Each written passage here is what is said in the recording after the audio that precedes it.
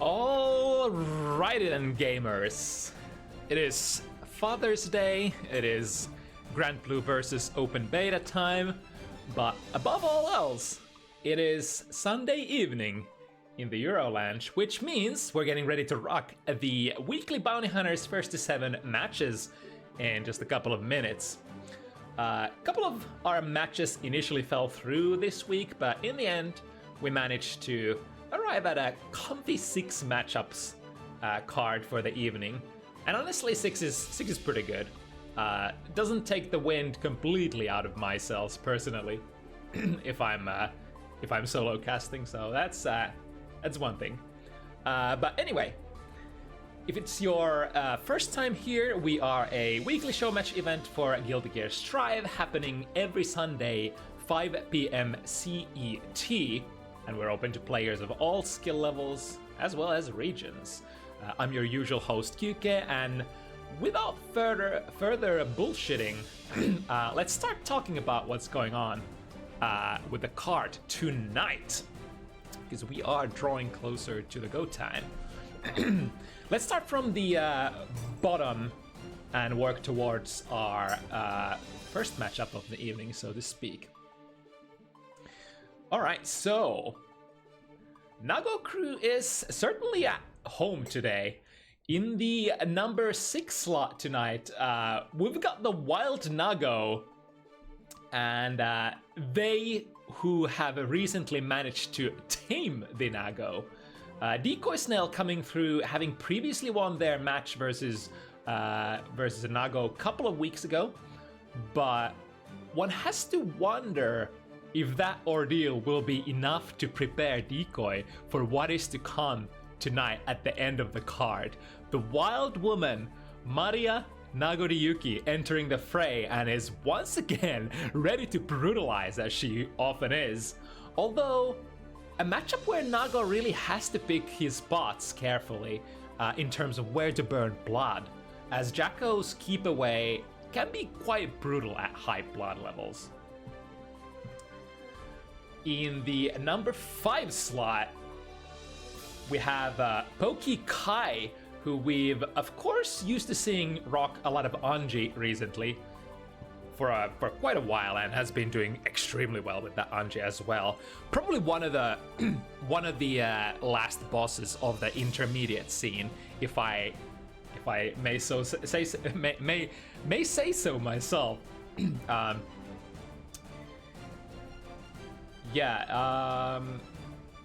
But now rising to the occasion on a side character in order to set the stakes just right versus Nuggles, who's been working on their journey since the start of Season 3 and now is looking to give us an exclusive tour for where we are at the moment.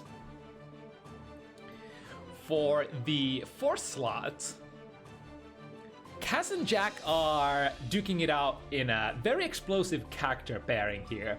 Jack has been looking to play more since his Bounty Hunters debut a while ago, but we've had a couple of cursed weeks where things just didn't work out too well, to say the least. Sometimes it can be quite hard as well to match players the further away from the middle of the Europe you move, and I guess Jack would sort of fall into that category, being on the eastern side of our range.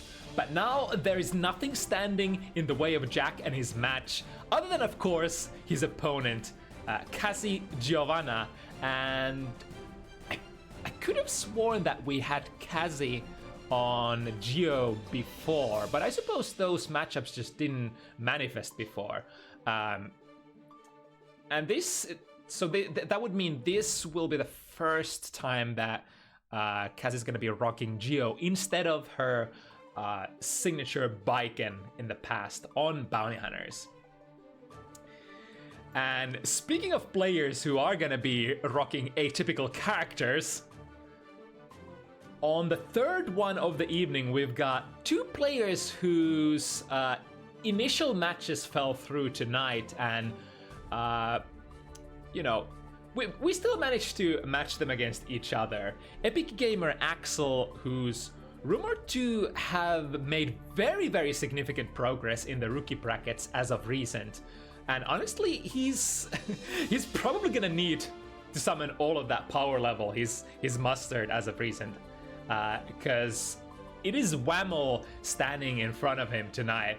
One of the last, like I was talking about Pokey being one of the last bosses of the intermediate scene. This might actually be one of the last or like be the last boss of the intermediate scene. Whammel, who, you know, we've usually used to seeing Rock the Bridget, which is our main character, but now sort of downgraded to be able to come on the same relevant skill level with Epic Gamer tonight. And hopefully, yeah, we're gonna have to see how it goes with this matchup. We've seen quite a bit on Bounty Hunters. It's the classic Nago versus Zoner. See how that's gonna go. But then on the second matchup slot of the evening, we've got Yummies for QK. Finally getting some good Sin footage on the screen once again. Azormine Sin from France makes a return on Bounty Hunters once again after that really great match versus Amy 3 events ago, I believe it was. But tonight, instead of Bridget, he's gonna be facing May in the form of Zidine from Scotland. Mobile and explosive matchup. Can't wait for that to go down. However, before that is going to manifest, we've got this, the first one of the evening, the banger. It is definitely one of those evenings. We're leading things off with the highest level match first due to scheduling. And yeah, what a start it's gonna be. We've got never before seen Milia footage coming from yahepakk. I wonder how to pronounce it. Yahepakk? Milia, hailing from Russia, entering the fray for the first time on Bounty Hunters, an extremely high-level player, or so the rumors have sung. And he's gonna be facing off against Marvel Big Wheel Sol, not Kai, but Sol this time. Marvel, of course, had that recent successful win over Zokis Leo recently. Was it 2 events ago? Wasn't it even? Maybe even last event, I forgot. While playing on Kai, of course, as we've come to know Marvel perform the biggest, or rather the best. But it's not the first time either that we're seeing Marvel's Soul. I think it has gone up against, who was it? God, I can't even remember. It's been like something like a year. So it's been a while, but we've seen it. It does exist, and it is decently strong as far as I can remember. Yeah, the real unknown OD Milia. I haven't heard about this player at all, but supposedly they were extremely highly ranked on rating update in the past. So let's get the last things out of the way and ping yahepakk as well.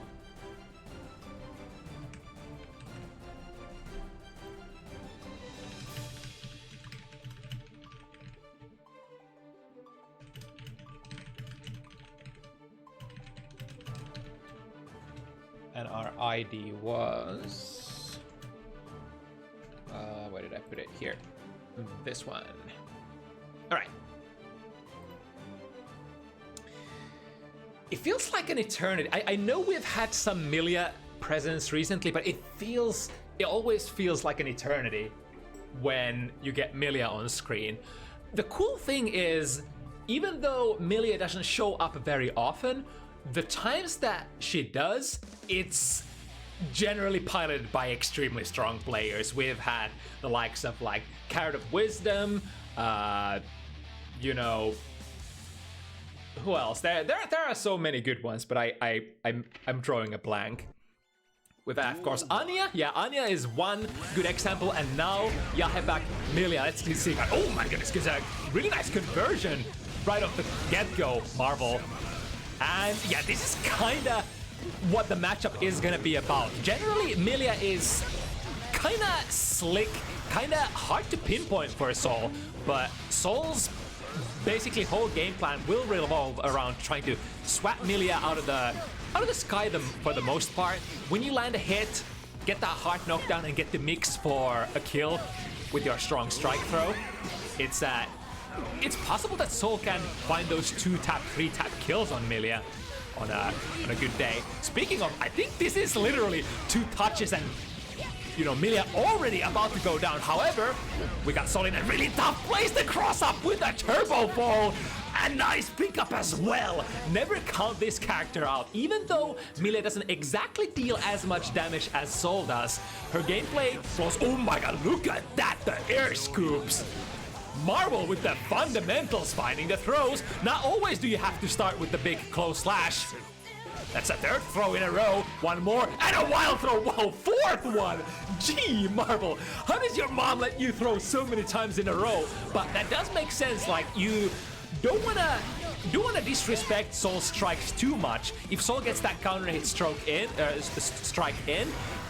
it's basically round over. So you'd much rather take this throw like even like 4 or 5 times rather than 1 counter hit into what, 300 damage. All right, this should be. Oh, okay, still gets the throw. Perfect. yahepakk opening it up. 1-0. Now, Marvel Big Wheel did mention before the match that they had some sort of weird internet stuff going on. Usually with a pretty decent connection on these competitive events, but tonight might be off internet day. Now, while I was talking about that, 2 hard reads on the burst from yahepakk, and Marvel Big Wheel not biting on any of these. It is in fact yahepakk who has been forced to use their burst. Here we go. Burst finally comes out for Marvel. So now damage inbound. 5k from a very high position and a hit confirm as well. Goddamn. Checking with a close slash, far slash. yahepakk smartly using FD, trying to push Sol away from the primary striking distance. Coming down with the buttons. Whiff punish. No hit confirmed though. Not feeling like the far slash was active enough, so opted to RC out of this themselves as well. Once again, trying to find the angle. It's like, oh, but here we go, deeply into the wrong direction. yahepakk has the setups. Speaking of setups, put it down. All right. Find the throw. Yeah, here we are in the best situation. There we go. Not a counter hit, but oh, choose to actually double it up. I wonder if that was a burst bait of sorts, trying to sort of anticipate the burst meter of yahepakk filling up. Speaking of burst baits, there are so many of them. Misses with the strike, coming down into a 5k, forced to burst here for their life. But now Marvel in a very tricky situation, and a jump heavy. Did that land from behind? It really did look like that came from behind, although in the end, yahepakk landing in the front. And say it isn't so, senpai, but perhaps just raring to go a little too fast, and we might have our first disconnection of the evening. Please. Gaben, Ishiwatari, anybody. I just want to watch some games. Flip this back to winner's face. That should get our players back to the lobby eventually. But yeah, it's I can already tell it is gonna be a treat. Some of the fastest pace, looking very high level Milia gameplay as has been promised to us for sure. But so far looking like, even though Marvel not playing on their main character Kai, looking like this is still gonna be a really good match. Marvel has so far gotten, I think both of the games went down to the last round. And those massive Sol combos being able to be brought on the table by Marvel Big Wheel, super important in a matchup like this. If Marvel can convert successfully most of their strikes, I mean, there were a couple of far slashes that weren't confirmed. Sometimes it's a little hard for Sol to hit confirm out of those, especially if the opponent is like backdashing or something. or airborne. But if Marvel Big Wheel can nail down those massive conversions, he really doesn't have to hit all too often. It's like one big hit, one clean hit per round can put Milia in a situation where it's really hard to fight back. Sol really is that kind of a character who technically two taps people. Is like first tap comes from finding a hit at neutral, which, albeit, or perhaps unfortunately for Sol players, Sol does have to work for pretty hard to get that one relevant in. But it often comes as a really massive bang, leading into massive damage, and then you already probably took like half of your hit points as the opponent, and then Sol gets to mix on you, and if you take a close slash, yeah, it's immediately over. So it's all about the damage, all about the pressure. And although Sol doesn't necessarily have as good of mobility as he had in the past, he surprisingly got his movement speed nerfed when moving from Exert to Strive quite a bit. But he still, you know, he still goes pretty fast on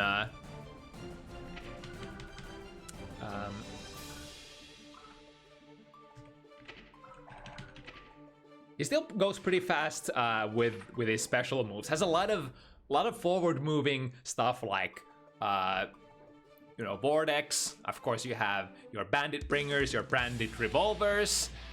Just you know, has a lot of control for the angles that he attacks from or tries to intercept from, would be probably the better analogy for this matchup, as you're kind of trying to intercept Milia as best as you can. I think that was a third point for yahepakk. Duel 1. If I saw correctly.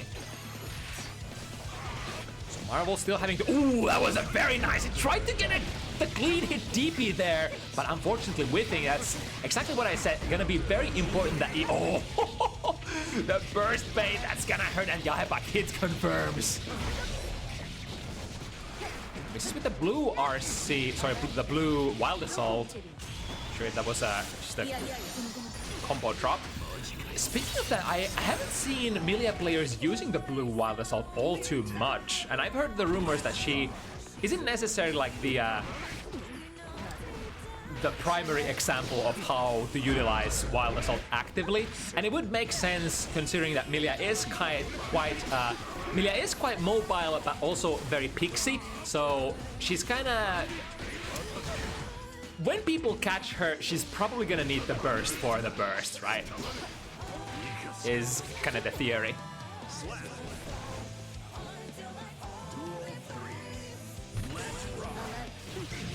And Mirage recovering it out of it very fast, and with the massively big, far-reaching close slash gets a combo. And now with the mixer, oh my god, I didn't see that. Cross-ups from the left, from the right, who knows?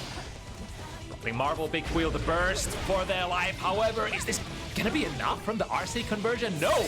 Gonna be saved by the bell for now. But with the last pixel, yeah, there we go. Counter hits 2k, links into another, and gets yahepakk another. Oh no, don't tell me. Don't tell me. They're going so fast. Maybe? Or maybe just lobbies being lobbies once again.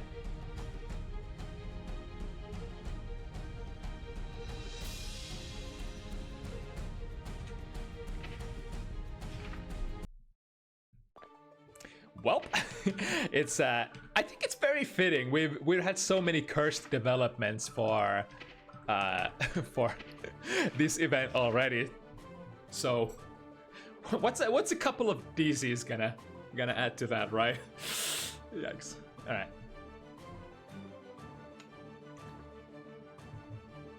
But yeah, so far it's like I don't think I've seen Yahe drop really anything. It's the combos. The setups have been on point. If there's something to be said like against Yahe so far, is that couple of very daring burst baits that haven't necessarily been answered by Marvel. Although to balance that out, Yahe just had a really great sort of game-defining read on that burst from Marvel in the left corner there. And because of that, I think after that, Marvel just didn't build any burst resources for the rest of the game. So, you know, you win some, you lose some when you play the guessing game of the burst.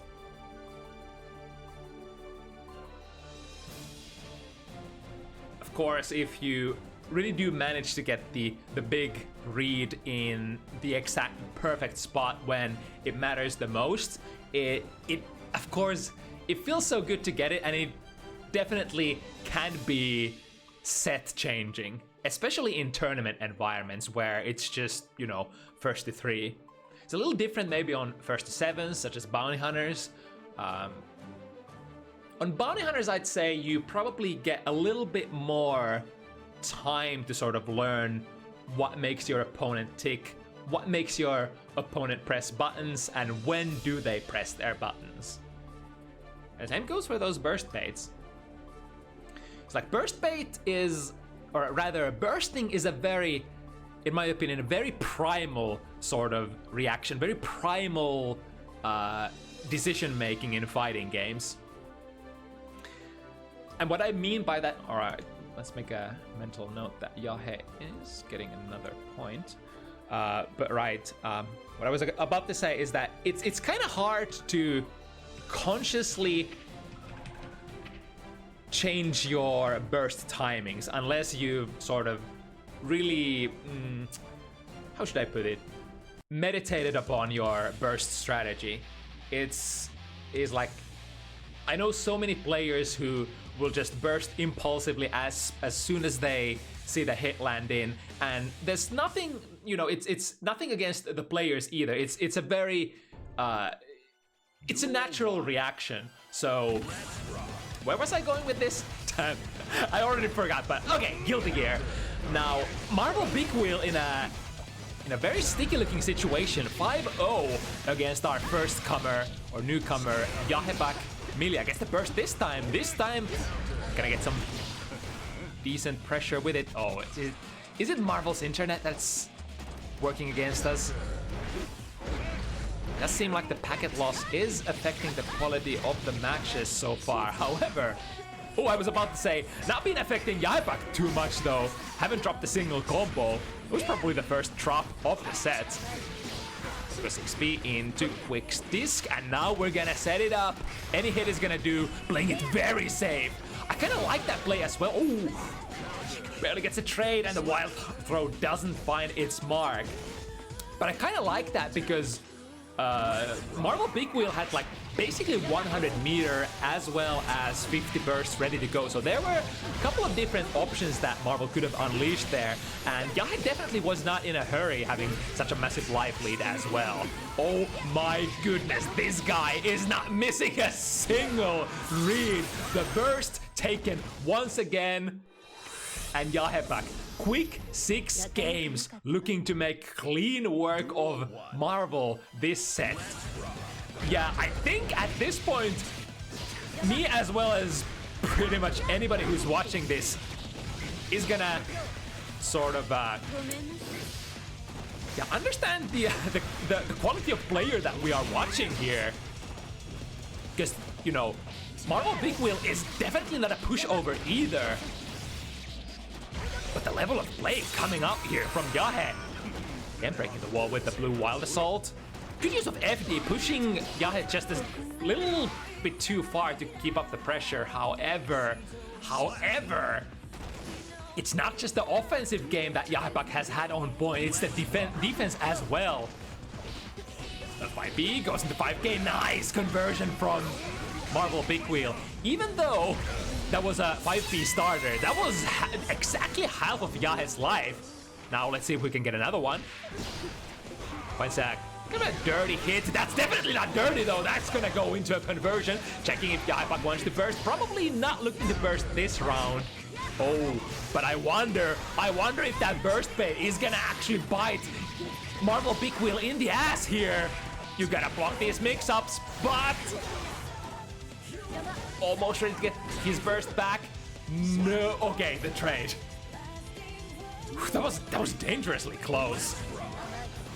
But no, fact of the matter is that yahepakk is on set point. This has been so fast. Now at the tip of that 6S range counter hit, but ready to unleash that burst. yahepakk working with the corner carry, put them in the corner, set the disc. Oh, no disc this time.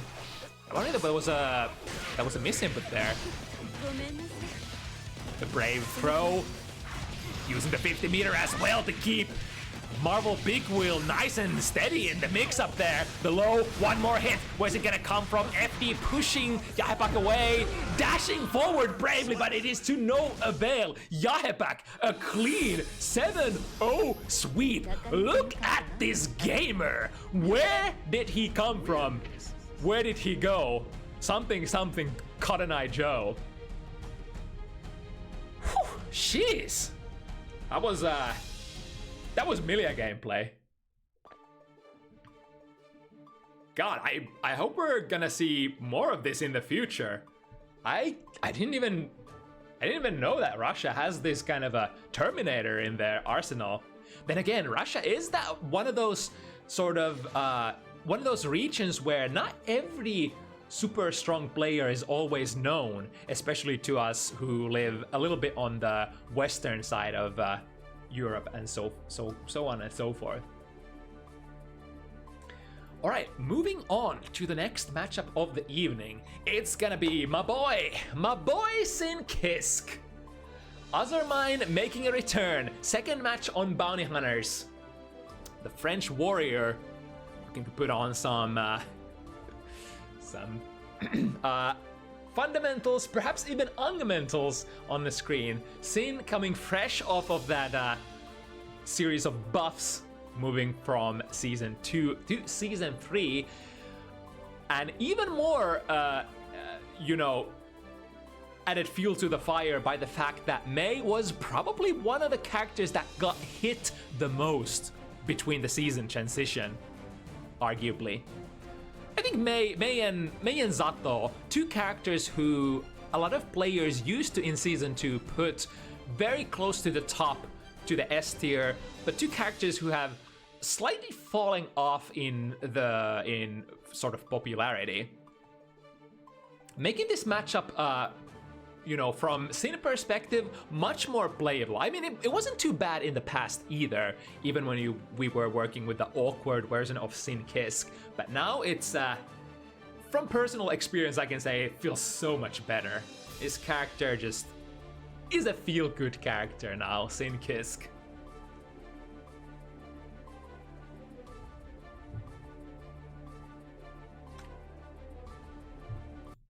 They are ready to unleash Azormine, Zidine. Let's see who's gonna take the cake today. Like I said earlier, it's gonna be probably very mobile and explosive. Of course, Mei has the aerial mobility since the beginning of time.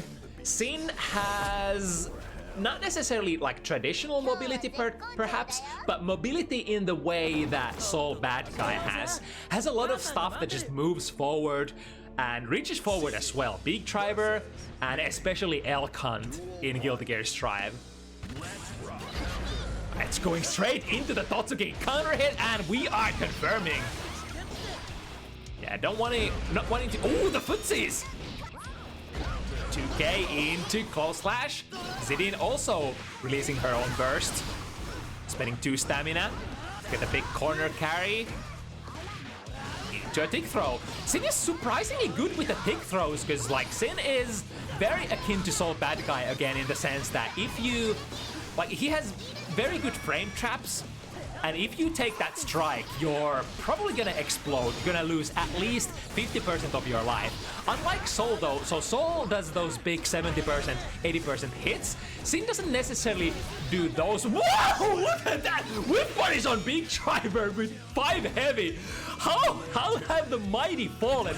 Big Driver once the epitome, the god strike of the franchise, now reduced to something that can be whip punished by a mere normal.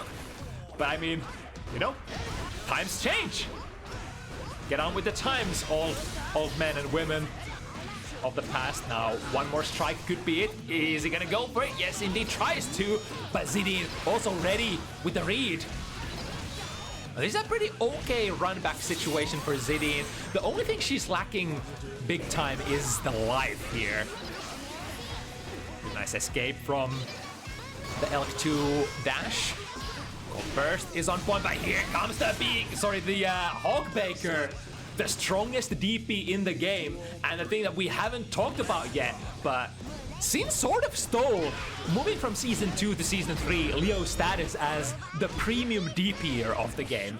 Not only is the DP itself extremely good and annoying to deal with, because you get to RPS them on the second hit, but it basically puts your... It basically puts you in an okay situation afterwards. Even if you perform it as a reversal, you can spend one stamina and just go into close flash. That is such a strong thing to have. As Azormine chooses to do here, misses the meter though, went with the 2k, which was a little too early. Azormine still has meter. Oh, but no RC there! I think Azormine wanted to play the RPS on the second hit, but took a little bit of a risk with that, because between the first and the second hit, if you are ready to punish, as zidine just did, unleash the close slash, get the punish, that will basically nullify Sin having that annoying RPS on the second hit. Although, you can, of course, just like any other DP character, just choose to burn the RC immediately. That was probably a pretty okay burst there, because Azormine got a really decent looking hit with the DP and might have been able to pick up combo after that, although usually you do want counter hit for that big that Hogbaker. Now working the corner. With the combo here comes the plus frames into fully charged 5D is definitely gonna kill.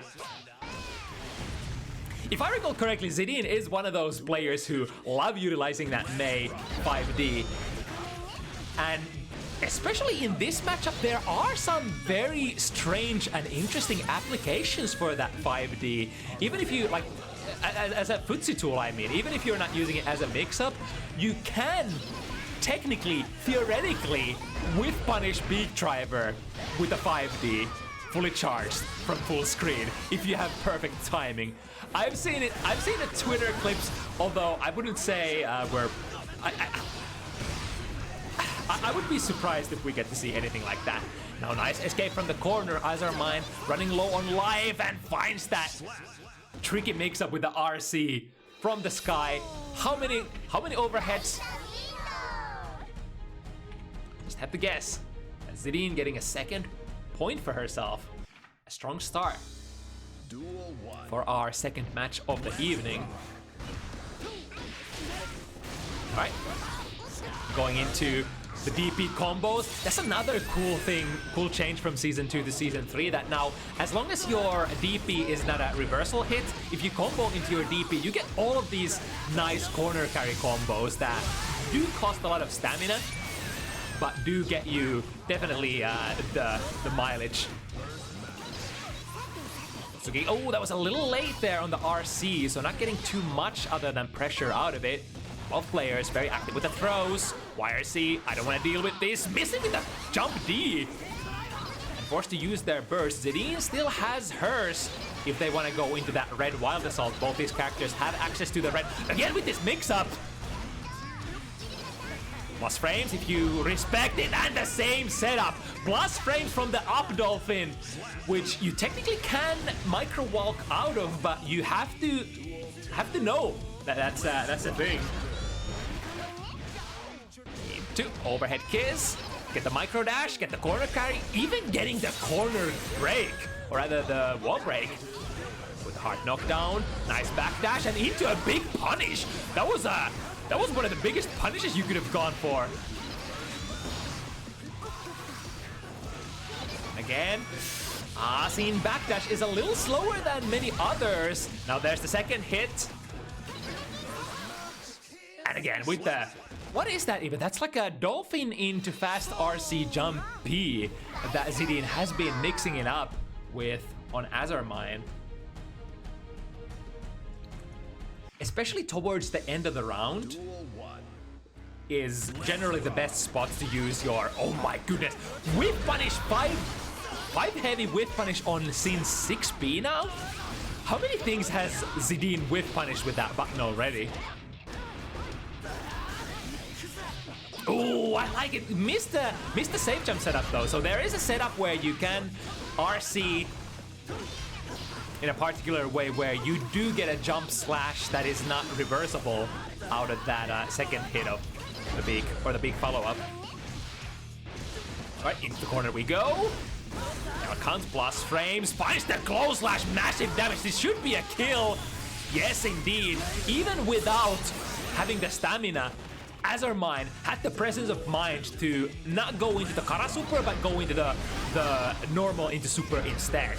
6B. Oh my goodness, got the hoof stomp pickup as well. That's the big damage. If Sin manages to get the 6B into hoof stomp out of the counter hits, that's one of the biggest 6B starters in the game. Now throw, working into, ooh, okay, the deflect shield getting decent amount of value there. Of course, FD as well as deflect shield as well as IBFD, very strong against that 6K from Sin. 1-2-S, but the combo didn't quite connect, and as a result, Azormine managing to reversal DP and into super, sorry, not super, into the combo we go. Azormine has been able to put himself on the board. The free status, the free allegations have been cleared.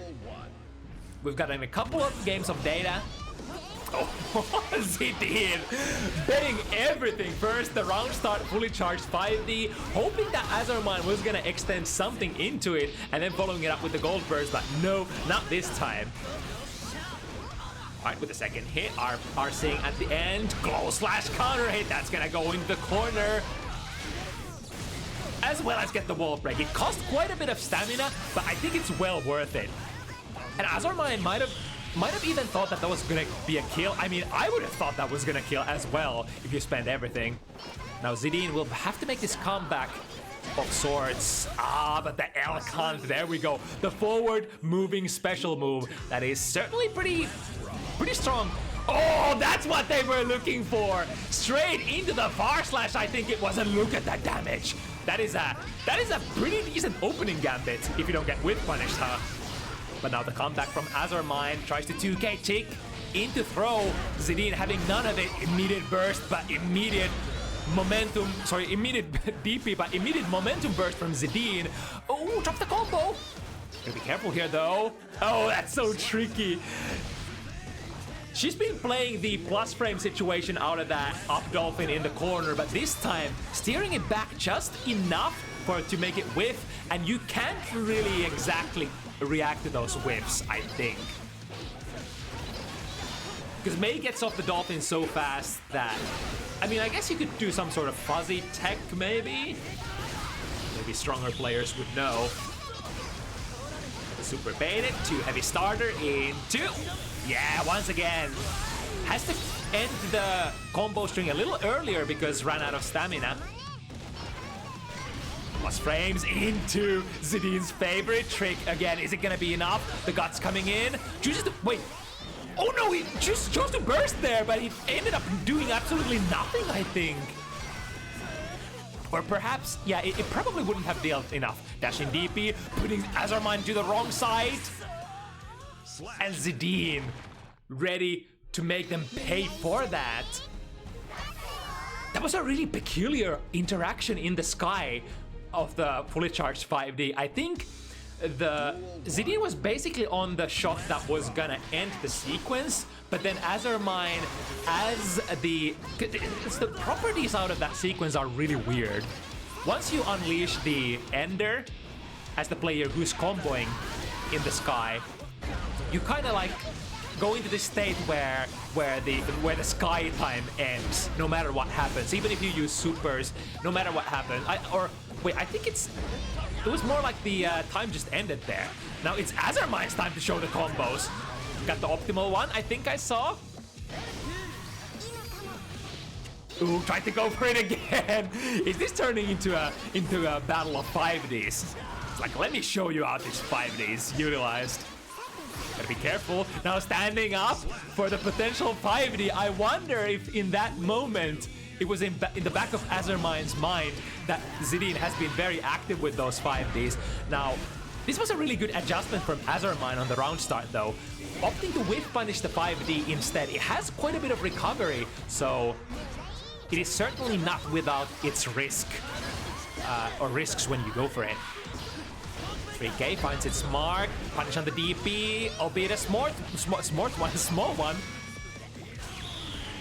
Is that gonna be enough? No! The wall once again ends up slightly saving Azormine. Really nice wall, I get a punish as well. That's how you use deflect shield, ladies and gentlemen. Tries to hit as well, but it's gonna be a hard comeback. Cashing out. Well, Azormine did find the last bit of meter to get the super there at the end, but perhaps this time was not ready to unleash it. It was a hard reaction to make either way. You kind of had to, as Azormine, when you were ending the combo, you kind of had to bet on being able to build enough meter and just kind of wish confirm into Tyrant Barrel, which did not unfortunately manifest, and it's hard to go back to neutral when you only have 1 pixel of life to spend. Alright, tick throwing. Ever so closer towards the corner this time. No. Not gonna take it. Azormine getting a quick gold, sorry, not gold. Oh yeah, gold burst. That's the one. And as a result did have the meter to RC. Still pretty good on the meter as well. Zidine waking up with a throw. The DP active enough to take care of the beach ball, as well as Zidine, who was running in there. Very low on stamina, so pressure is going to be quite weak for Azormine. However, the DP has been punished. Deems that might actually be the ending combo. That, yeah, I kind of like that. I think, depending, like, regardless of what choice Azormine makes there, if he chooses to burst or not, I think it works out because that combo might not kill, but then again, it might still kill. Tries to go into it again. Not this time. Azormine ready to stand up for the overhead. Oh, the whiff punish with the dolphin. That's a counter hit, and accompanied by the RC as well, gets Zidine the round. Now, this round right here is going to be super important for Azormine. The whiff punish on the whiffed 6P. Oh, no. Starting out with a bang. Let's see what we can do. Watch your ankles. Into, what's it gonna be? Pressure, backdash into a counter hit, forcing Zidine to unleash the momentum burst. Again with the mix-up. It's getting dangerously close. Azormine finds the last second opportunity to burst, but now too much damage has already been done, and 1 hit is enough to seal a position of extreme power for Zidine. 6 points against the opponent's 1. Duel 1. Let's rock. But it's gonna be a tough climb. Yeah, nice, got the punish and forced Zidine to burst as well. Plus frames into, gets the hit again. And it's gonna be premium damage coming from Sin, but misses the melee. That's slightly unfortunate. Letting Zidine escape that hellhole of a corner. RC, yep, this is probably not gonna kill because Azormine is not gonna build the meter for, or rather the tension for the super, but still a very decent position to be in. Yeah, and just a quick tap there on the strike. Duel 2. Well, if there ever was a time to wake up, it would be now. All right, we're going with the aggressive stuff, venturing a little too close to the sun there. 6K being throwable, you can definitely space that outside of throw range, but late on the red assault. And the second hit on the way down, the DP baits the super. This should be a big opportunity for Azormine. Out of stamina and misses the Tyrant Barrel. Unfortunate. But Zidine still not out of the corner yet. Up Dolphin with the massive hitbox. It's a little bit of damage coming out of there. Hoof Stomp catching the airborne Zidine into a throw. One more. What's it gonna be? Blue RC seems to be in a situation where can't really contest there. Sin, there we go, gets the throw. While Sin has quite strong air-to-air buttons, like jump heavy is one of the buttons of all time for when you're working, you know, with horizontal reach. To balance that, Sin has surprisingly weak air to ground buttons, so probably deeming in that situation. Oh, but look at this, because Zidine already burned her burst. Has to take this big, massive counter hit starter for Sin. From Sin. Nice hit confirmed, straight into the Kara Super. That's one, that's two, we need one more. Where's it gonna come from? Goes under the 6-speed this time, and there we go, the classic, the instant airbag. Whoa! Alright, Big Driver. I'm starting to believe that you have some sort of usage here, working as a makeshift anti-air against Zidine from approaching from the air.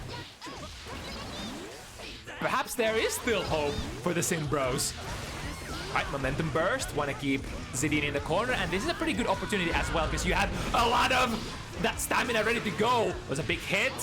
Unfortunate drop though from Azormine. 6-speed trade again. Following it up with 3K from May. Nice air dash. Into confirm this again. Shouldn't really kill, right? Yeah, it's so close to building enough for a Tyrant Barrel. Sick. Oh, too heavy. Lancel hit on the with the with the tail end of the strike, dropping it, getting it back. Azormine.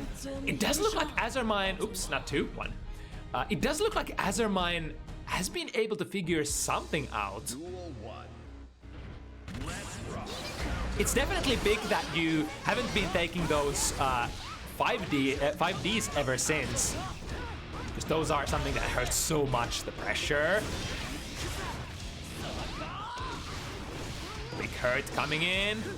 Not probably too bothered by the drop initially, but Zidine, once again, Zidine has been so active and good at finding their way out of the corner. There we go, there's the mash. If you want to charge a fully charged 5D, you're gonna have to risk the opponent pressing buttons, and Azormine willing to bet the big counter hit strike.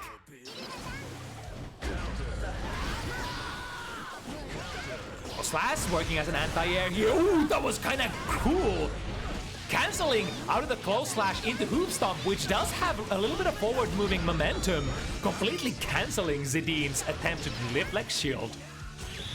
Alright, we got a super, got the hard knockdown this time. Azormine still in a very comfortable position here. Doesn't necessarily have to spend burst if they don't have to. Reversal. Orca finds the mark and kills. Now it sort of ends up being unfortunate that Azormine spent that deflect shield, although he did get some decent value out of it. Misses the whip punish on the landing, but gets a close slash. Here we go. Massive damage going in. Wall stick. Yeah, and the presence of mind to get the hard knockdown as well. Where are we going from here? Sin. Oh, big current! I guess the Nitro Dash too heavy! The massive, that could be close to a kill. Not quite. Azormine making it, doing it. What's the play here, Zidine? YRC, perfect timing. YRC's Azormine towards the corner. The up dolphin ends up hitting between the first and second hit of the DPs. Avoids the beach ball and the whip punish. Oh my god, Zidine still has a chance, but look at this. Azormine has so many resources, so much meter, but perhaps stands up for the overhead and the close slash just barely reaches. The cool thing about close slash of Sin's, now get this, Sin has probably some of the best horizontal reach for his close slashes, but not so much for vertical reach. So it's not like Nago or Leo or Johnny or you know, Milia, but he does reach quite far, so that advantage coming through for Azormine here. Very nice. Got the wall break, red assault. Here we go. Tries to take Jumpy into the throw, but Azormine still has quite some life to spend and goes into the Kara Super. Oh my god, literally one hit point. Surprising, Azormine, I think, did get the perfect clean hit there as well. There we go with the whip punish. And with the BMB combo as well. So getting the wall break here can be very finicky. If your opponent uses something that moves you forward at round start, then the exact combo that Azormine did tends to not wall stick. Big jump too heavy. Finds the mix-up once again, but here's the thing. Even though Zidine did get the hit with that jump B, it did not deliver too much damage and probably has to burst that. That was actually a good burst. The counter hit airborne DP hit would have converted for Azormine big time. But now, moving into another set point position for Zidine, cashes out on all of the respect. Just dashes in there and the 5D. Of course it's 5D. Missed the combo though. I'm gonna be very careful if Azormine wants to keep this going. They're gonna have to avoid all big hits. That's a big hit! Luckily, Zidine didn't have the 50 meter yet. Tried to go for the throw! He has to find the burst here! Here's the burst! Finds its mark, but look at the health! Azormine has so little health, and any hit, any strike is gonna end it for Zidine. Backdashing out of that dolphin splash. Zidine, oh my god, no whip punish! There's a whip punish and this chip kill! It didn't combo, but I think it was the chip. It was the chip that was the nail on the coffin for Azormine.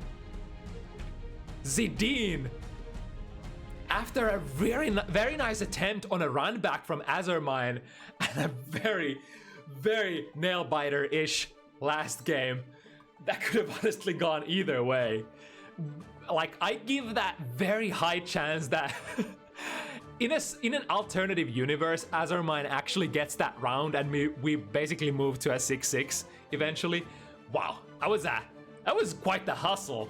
I really love this pairing of characters. Like I said, it's always so high-paced and explosive with these two.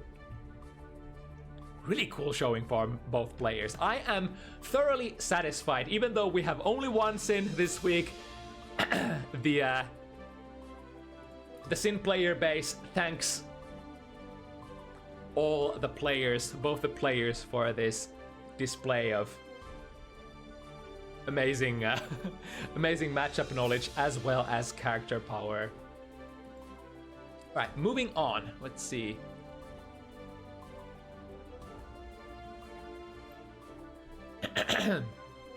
Next one.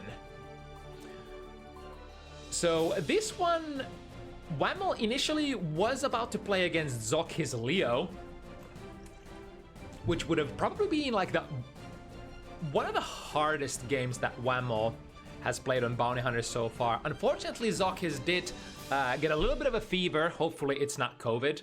Fingers crossed, and sending all the power to the Zoc at home.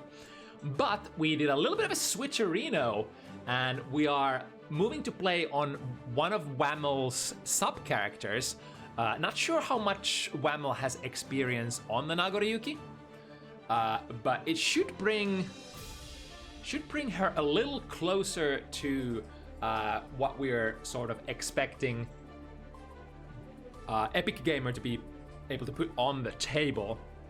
And as we talked about, Whammel is one of those end bosses at the end of that mid-tier or intermediate, as they say, the intermediate gauntlet.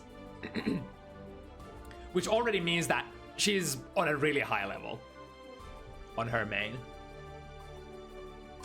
But Epic Gamer as well should definitely not count them out, because Epic Gamer, I've heard the rumors, recently there's been circulating some some word that Epic Gamer has been doing pretty well on the rookie brackets.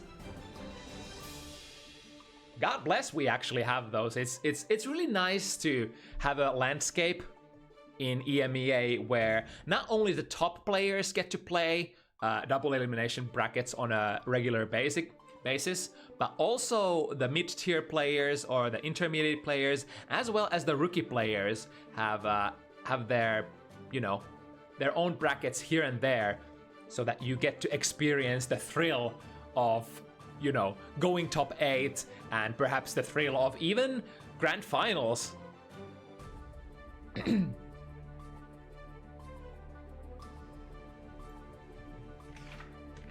Right, let's see. We have Whomst in the lobby, if I can remember how to use this game on keyboard.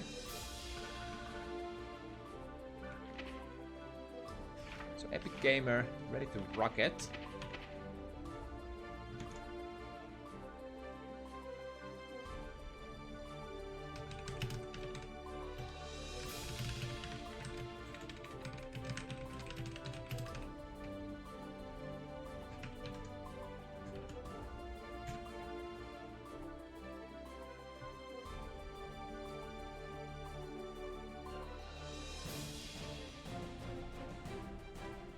we got Whammel on the way. And well, she is making her way here. Should probably talk a little bit about the matchup.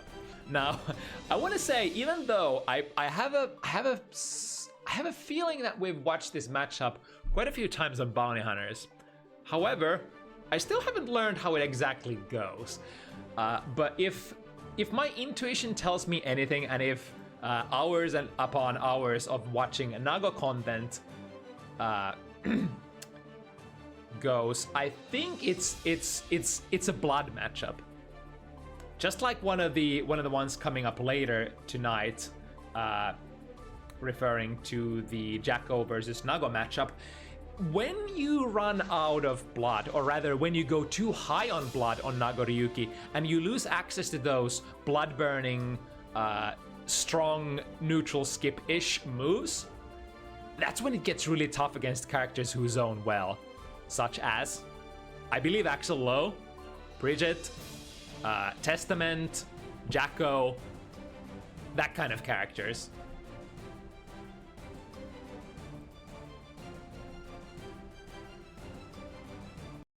So it's going to be really important for Whammel to choose when and where to burn blood, not to get permanently locked on the other side of the screen while being unable to recover blood. Because remember, if you don't get to strike your opponent with those like heavy buttons and whatnot, you're not drawing any blood back. And if you're not drawing any blood back, it actually takes ages. It takes years, decades, centuries for you to get even like enough blood available to perform one special move.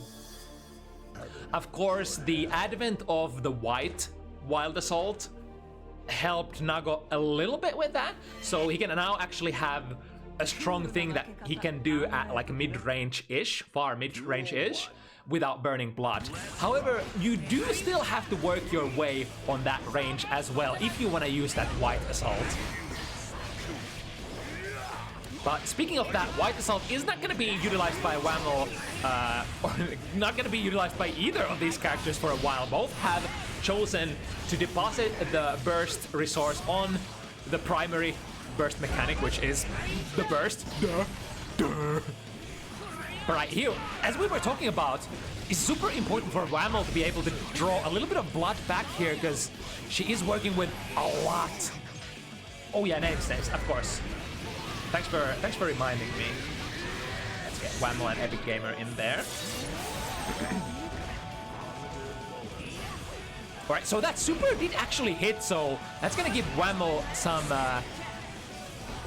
options here. But it still do be tough. Even if you unleash your clone, it's still kind of difficult because Axel has those strikes from half screen, from full screen away, as well as, you know, the ever-present looming threat of Rensen. Got a punish there on Snail, but not quite close enough. Right, with the two heavy ones again. Yeah, there's the Rensen. Oh, very nice. Using the fundamentals, Whammel able to extract value, but oh no, look at this. She's gonna burst immediately.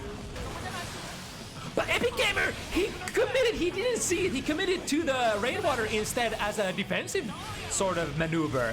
And now, perhaps Whammel sort of got out of the jail for free. A little bit. Checking the air throw. Oh my goodness, the two heavy hits from massive range away. And it is actually Epic Gamer who gets the first point. Duel 1. It's like no matter how strong you perhaps are on your main character, Guilty Gear has always been a franchise of, you know, matchup knowledge. And if you're playing on a character that you don't have as much matchup knowledge, that's gonna show immediately. Now, Whammel going super close to a popping state.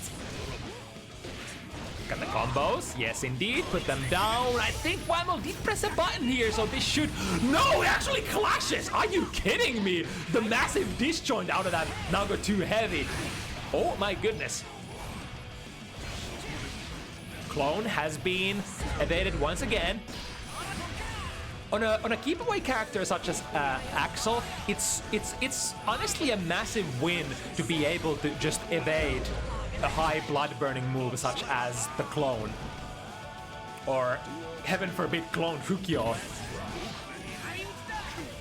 Yeah, like exactly like this. I mean, albeit this time it was just a Fukyo, but like all the blood you can kinda bait Nagoriyuki to burn is good progress towards your victory condition. Once again, look at this. The jump slash. Smacking Whammel out of the clone, and now let's see the biggest punish. Clone slash into super. I dig it. Keep it simple, and that should be... Oh no! 1 hit point! Not quite.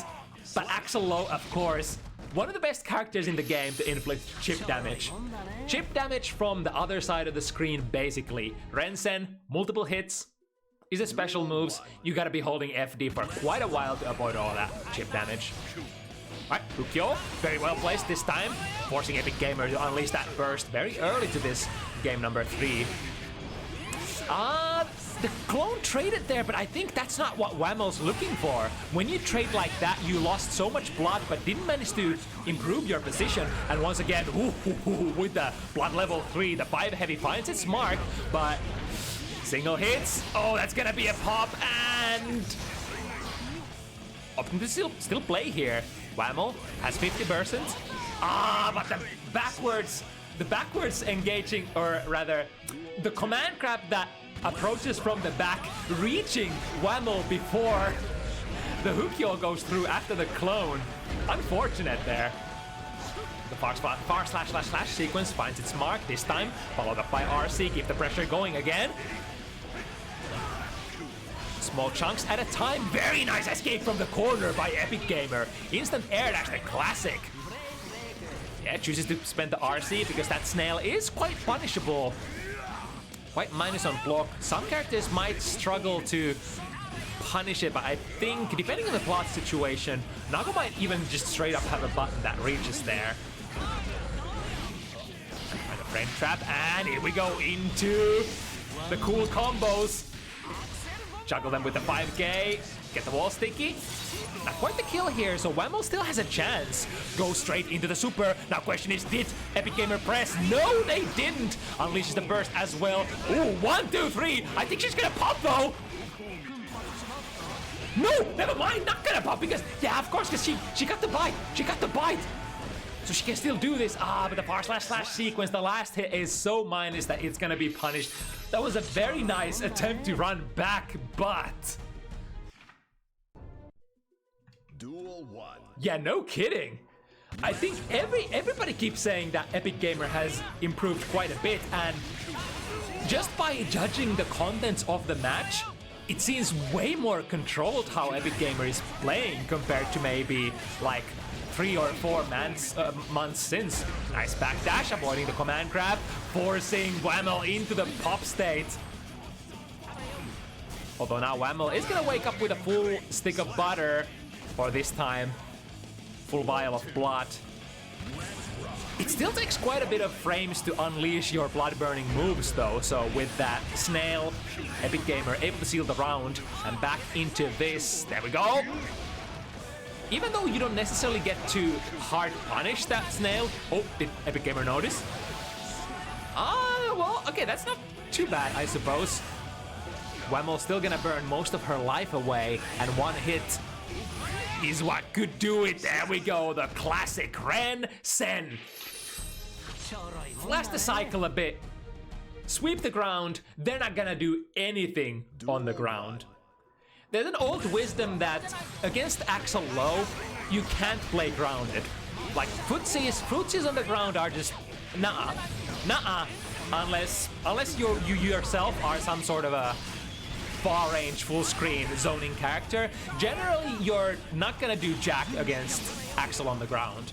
So it's gonna be a combination of, you know, jumps, super jumps, double jumps, air dashes to sort of go over these strikes just like this. The thing is, Nago has really poor control of himself in the air. So lacks double jumps, only has an access to a super jump as a jumping option. So he struggles a lot in this situation when the blood is full. Oh, but here's a chance. I think this might be too slow though. No, it actually hits. That's decent amount of blood. Wait, no, that's actually not gonna be any blood coming back because the reversal super blood relief comes from the animation, right? But still, Whammel able to clutch out that round. Now starting with a white assault. Putting Epic Gamer in the corner. Nice, that's gonna hit very hard. Saved by the bell, or this time the wall to some extent. Only close slash was enough to stick Epic Gamer to the wall. Far slash from Nago, not enough time to go active. Vacuuming a little closer, jumps out of the white assault, and that's a big win once again. If you can make the white assault whiff, and even better. A bit of a combination there. And back to the zoning. Now what's your move, Whammel? How are we gonna get in there? Too heavy? Impossible to get through. Rensen? Impossible to get through. Whammel is trying to go in with the Fukyo, but those are not looking too strong here. Fukyo into super, I think I heard! Epic Gamer press a button, but it was too far. That was a very nice idea from Whammel, I want to say, but she would have had to have been a little too, a little closer there. Because post-flash, I think you can't RC post-flash, but because the first hit didn't hit immediately, Epic Gamer would have extended himself into the super, but with the 50 meter was able to save themselves. Now again, blood level 2. Nice 2K, 2D on the landing, switching sides, and once again forcing Whammel to skippity hop forward, trying to reach the destination. Bar slash. Oh, not going for the last slash. And building to that ever so important 50 meter. Cuts the combo short very fast, gets all this blood back. This is actually gonna kill. Never mind, it's a really great spot to end your combo. Because, I mean, you won. You won already. Just kill him. No need to hit him anymore, because he's already dead. Duel 1. And Whammel on the board finally. Very strong start. You will happily spend 50 meter as a Nagoriyuki against the zoner to go into this situation. And now again, an airborne counter hit, gonna get a combo. Dropping it this time.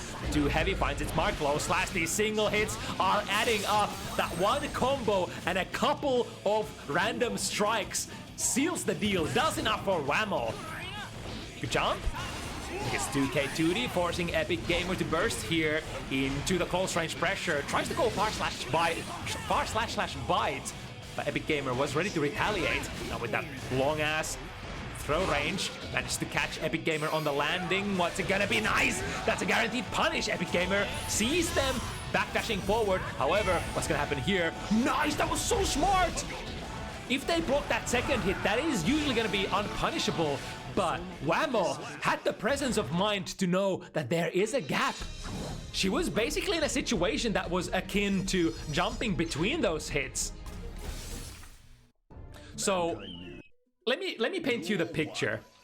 A mid-level player would have known that you need to jump between the hits, but because they avoided the first hit, they would have been too scared to press a button. A high-level player, such as Whammel, knew that I have a gap after landing here to press a button. Alright, vacuuming back into the pressure situation. Avoiding the too heavy with the use of White Assault, and this White Assault does prorate quite a bit, though, and not getting to the 50 meter. Has to break the wall without a super. RC. Ooh, the RC punished by the impending snail. Starting to look a little tough for Whammel and gets tagged by... Oh, never mind, we're gonna burst here. And steals it, actually. Yeah, that burst, full screen burst into clone is very hard to escape, I think, for most characters, if not even impossible.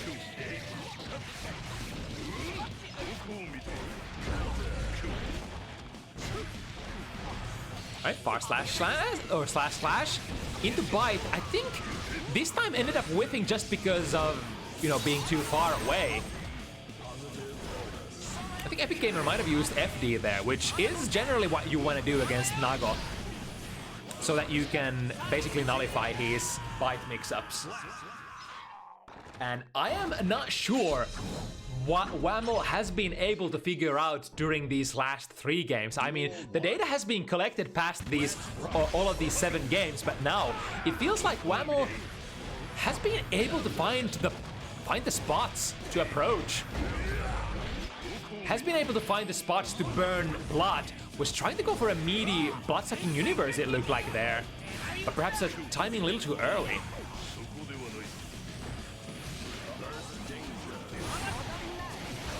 Tried to press a button a little too early, that vacuum into the low follow-up. Ooh, but this time no follow-up, ends up being punished by Whammel. Bar slash, the last delayed slash hits. Backdash isn't gonna catch too far, and the punish, look at that.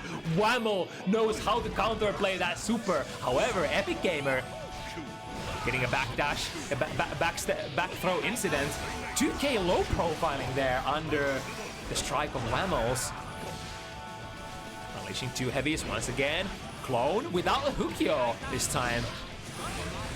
Yeah, I think Whammel couldn't have gone clone Hukyo because that would have popped her. Yeah, and once again, even if that snail is extremely minus for you know, Axel, if you don't have the blood to spend, or you know, I'm not even sure what Nagoriyuki players go for as a snail punish or like health screen range. It's a good question. 2K2D on the landing frames once again. Once again, it's one of the few things that Nagoriyuki can do against this zoning on the ground against Axel, to get those jumps, to get those double jumps, missing with the one vision this time. So perhaps Whammel having a chance here. Close slash counter hit, work with the little hits that you can get. Oh yes, sees the prey in the sky, get the air throw into the wireless up. That was a frame trap into a hard knockdown. And bar slash slash finds its mark, has the 50-meter wall. Health, saving Epic Gamer once again, just a little before the decisive strike comes through. But Whammel deciding to invest the last 50 of her burst meter.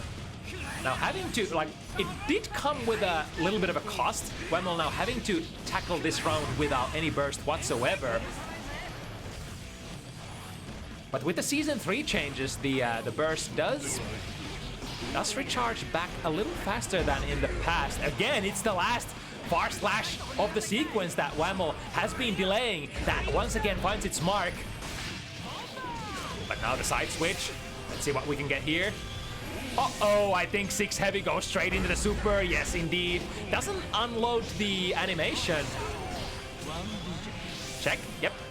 Knows how to block. Knows to block, rather. I mean, I would imagine players at this skill level do know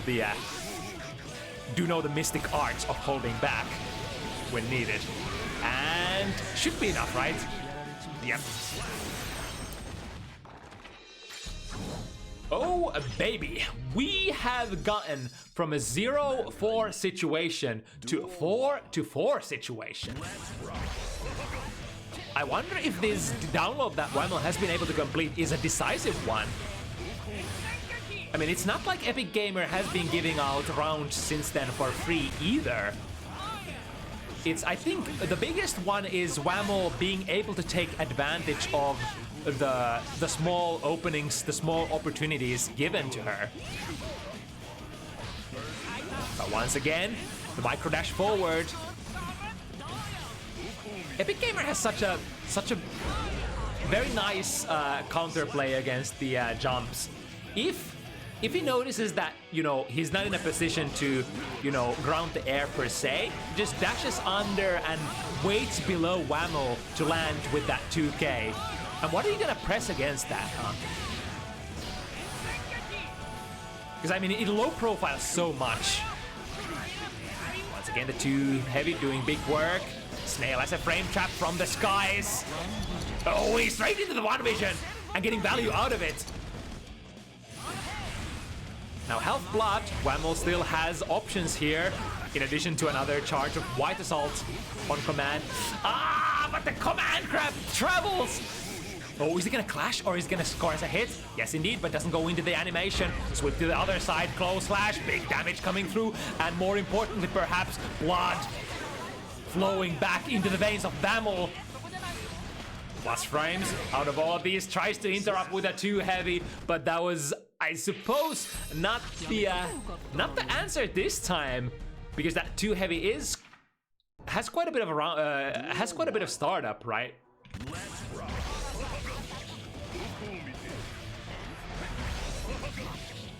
But then again, if not that, then again, what is Nagoriyuki's answer there? Right, Clone Hukyo finds the target. There's a lot of blood that Whammel had to spend for this corner position, but it is definitely a position that you would probably happily spend all and every bit of your blood, as well as your burst resources. But the deed is not done yet. Missed with the snail, jump straight into the 5B of Whammel's. Straight, fresh out of Hukyo. Jump slash finds its mark, quick 1-2, delivering a little bit of damage in. Once again, Axel's game plan is more like, you know, death by a thousand cuts. The combos, unless you get like very specific ones. Oh, the jump slash extended into the wide assault is gonna give Whammel a chance here. This will be baited. What about the punish? All right, this time from that range, probably feeling like she wasn't comfortable enough to contest it. Oh, and the pop as well. 2K 2D, yeah. Get just a simple conversion because Whammel was already so low on life. We go into plus frames, and now strike throw mix. Far slash. I think I saw the start of a throw, perhaps. An Epic Gamer ready to press buttons there. Retaliating. Half blood available. But the blood is going higher and higher, and now only having access to 50% burst here. Wide assault is an option on board. Perhaps we're not gonna need it though, because we're gonna find a decent strike. No hard knockdown though, so Epic Gamer is gonna have the initiative here once again. Blood is going down. We have full burst. We have tension. But even the Beyblade. Oh, that was so smart! That was so smart, Whammel. She saw the startup of the very, very slow Rensen. Went for a bite. And Epic Gamer tried to save their tail still, but in the end, it ended up not starting off fast enough.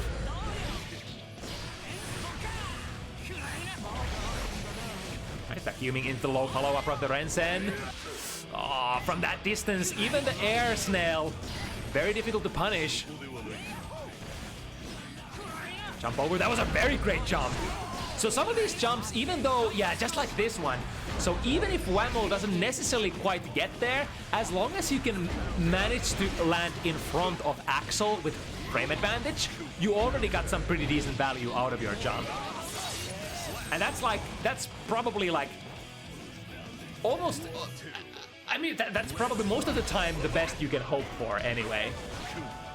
From there on out, if you manage to, you know, connect a strike on block, you can start your pressure without having to worry about, you know, all the two heavies or the Rensens or the 2Bs or whatnot coming from Axel. Now once again, Whammel has an open blood bar. Good jump forward. Yeah. Far slash didn't continue the sequence and gets the punish. Far slash once again doesn't quite have the 50 meter to end it here. And back throw incident once again by Epic Gamer. This reversal super is gonna whiff, can't be punished. Into counter hit, Rainwater deals decent amount of damage, but the deed is still not done. The job is unfinished. Close slash. Careful, Epic Gamer, you can't trade anymore. Have to take this wide assault. And as a result, plus frames for Whammel. It actually is Whammel who moves onto the set point position first. Or rather, it's not the set point position yet, but to the decisive 6 versus X position. It was an interesting situation there with the wide assault at the end of the round. I think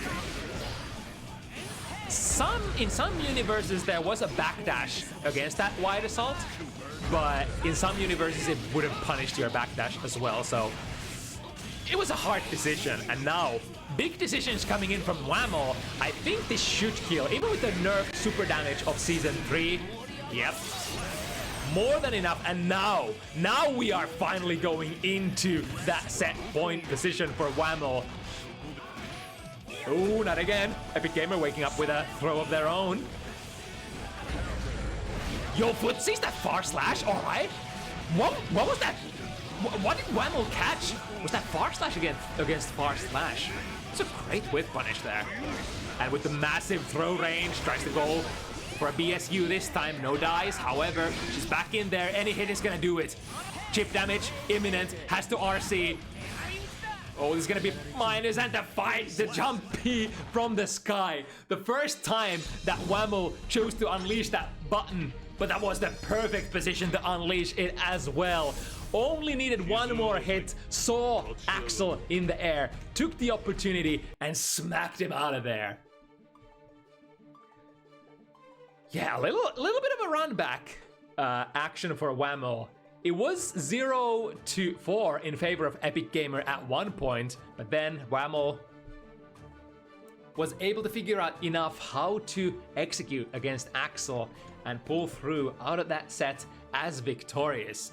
Again, thank you for both players, Whammel for taking this matchup, as well as Epic Gamer. Well, I guess technically both players were supposed to play this event, but they were supposed to play versus different opponents. So big thanks for both playing flexible and being okay taking this this matchup on short notice. That was really great. It's honestly amazing to see, after hearing the rumors about Epic Gamer's improvement, seeing that, yeah, things have actually improved.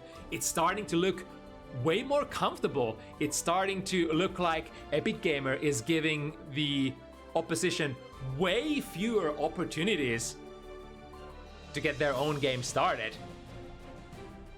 And in due time, it's gonna be a nasty ass Axel for sure. Okay, what do we got next?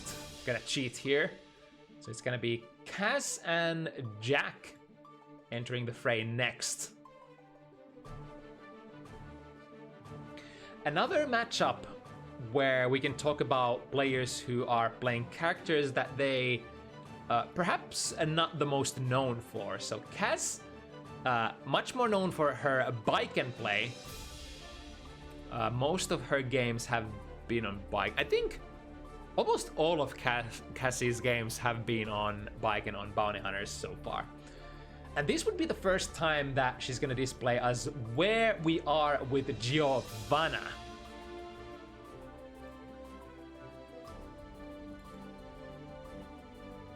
Her opponent tonight, Jack.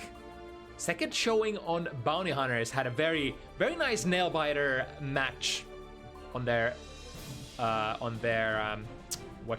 their debut match. It was some time ago. We've had some bumps on the road, and every single opportunity that we had before featuring more of Jack has fallen through. But now we are once again ready to unleash wild on the screen. Giovanna, once you get in on Nagoriyuki, it's really hard for Nago to shake her off, honestly.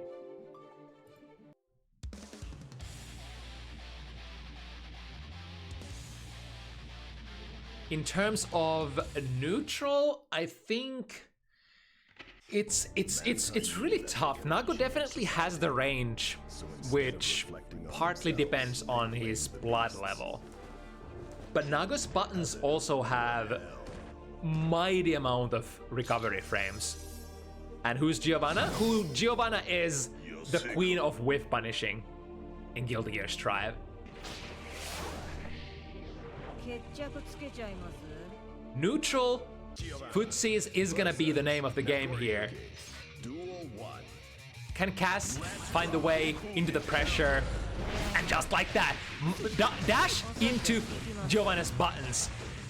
We are in there. And now I think it's usually what I've heard from Nago players, unless you have enough, you know, pushback to play your 5k, it's really hard to press any other buttons. Although I wonder how this matchup has changed since the 5k nerfs. The nerfed hitbox for Nago Ryuki. 5 heavy round start once again. Ends up being the name of the game. Such a fast button for its range as well. Up dog. A response from Jack this time. Close slash and Giovanna does have nowadays, you know, access to all sorts of cool looking routes that can side swap from many different positions, especially if you manage to launch your opponent. Here we go, sees the kill, yep, and a quick RC 5 far slash gets the first round for Cassie. Duel 1. Let's rock. Definitely feels like a matchup where, as a Nago player, you want to be doing this, you want to be doing the pressure. You don't necessarily want to be playing neutral, and you absolutely don't want to be blocking anything from Giovanna. Because Gio's buttons are just so good and strike all the perfect angles so that, you know, so that Nago Ryuki just can't really press buttons very easily, huh? Very close to popping, and unfortunately doesn't get to combo into it cleanly, but also Kaz does miss the hard punish, but then follows it up with a side-switching axe kick. And puts all into those blood shenanigans. There we go. And just to make Kaz run into the far slash. Oh, there we go. As I said, with something heavy. 5 heavy, 2 heavy. Both of those have nearly like half a second of recovery. So especially characters like Giovanna are gonna find a lot of purchase for being really crisp on the whiff punishes. And from that moment, that was literally one. That was one whiffed 5 heavy for Jack, and immediately Cass just transitioned into a big combo and transitioned into her victory condition as well. You do, oh my goodness, the 2D going under the far slash. Even more woes for Nago Gang. A lot of blood spent here. That wouldn't pop right. Oh, that's gonna pop though. Uh-oh. Cassie making sure that we're gonna get the punish. Far slash was already on its way. Now Jack finds the back throw. This could be big. Counter hit. Ooh, into super. Not quite. Guys, we'll have an opportunity to play neutral here still. 5 heavy, I think I saw, was the stop sign button. But the patience, look at this. Ready to bait the burst, waits for it, dashes for it, and throws. I think that was not a you know, true punish, but you know, when you're expecting your opponent to go for the punish opportunity, you don't necessarily want to wriggle and struggle out of that minus frame situation. Right, rather neutral trait there. Slash brings more. Oh, I think that was a jump startup, right? And able to evade fast enough this time. 6P calls out the far slash from full screen. Clone without Kukyo does push Kazi towards the corner, and now Kazi deems that gets, I guess, decent value. Oh my god, look at that. Don't press buttons against the Blood Rage 5 heavy. That, you know, nobody is immune to the Blood Rage 5 heavy jump scare. You tend to forget that it basically reaches full screen. Not quite full screen. If your backs are at the very opposite sides of the screen, then yeah, it's gonna whiff, but otherwise, yeah, if you're gonna press something, you're likely to get caught. Here we go. Chooses to take the wall break without the hard knockdown this time. Lots of damage coming in, especially since the blood is quite high, so the damage modifier is as well. Burst here, removing all the risk. Blood pressure relieved a little. Jack has so much meter, but doesn't get to use any of that. No YRCs, no nothing for you. Kazi has once again managed to find the decisive hit from the pressure situation. Yeah, it is literally one time you get the pressure Nagoriyuki. A little bit of a whiff punish there with the Nago 2S. Not leading into much though. I like that. Dashing under, meeting Jack from the sky with a throw. Go up kick again. Then after the up kick, Jack's 5k just hasn't been able to reach. I think Jack has been going for that, 5k in an attempt to take their turn. Did they perhaps... They didn't reduce the horizontal reach of 5k from Nago, right? It was just the downwards hitbox or whatever. I'm actually not sure. It might have actually been the reach. Huh. That would be a massive change for this matchup. Right. Running into the shoe, but again, last hit point. Delays the up duck quite a bit. Jack taking their turn. Finds the hit. Beyblade missing a little. And the 5 heavy hammers it in. It's back and forth world with that new command dash shovey empowering the spiral arrow, getting plus frames out of the pocket of, the mysterious pocket. Ooh, nice read there on the command throw. Jack forced to unleash the burst here as a last minute Hail Mary. So close to popping as well. Can't use any blood. Has so much meter. What a conundrum. It's like you would love to use all of that, but even if you manage to get the hit, what do you convert into? Because I think most combos for Nagoriyuki at least use like a Hukyo. But then again, I guess you can always try to convert into far slash, which does like decent, not massive amount of, but decent amount of damage, and most of all is gonna draw back blood quite a bit, especially for the last hit. Alright, assault. Try to reset the pressure. I missed what Kazi was trying to cancel out of that red assault, but Jack was having none of that, reaching for the reversal throw. Missed combo, and the pop comes through.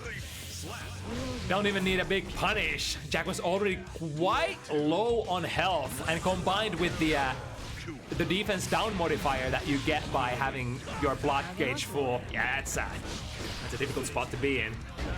Pressure once again finds the frame trap from the downtown. Into. Gonna be a hard knockdown. Now Jack has full stick of burst as well as 50 meter ready to go. Oh no, missed the opportunity to punish there. Jack had already queued up the back jump.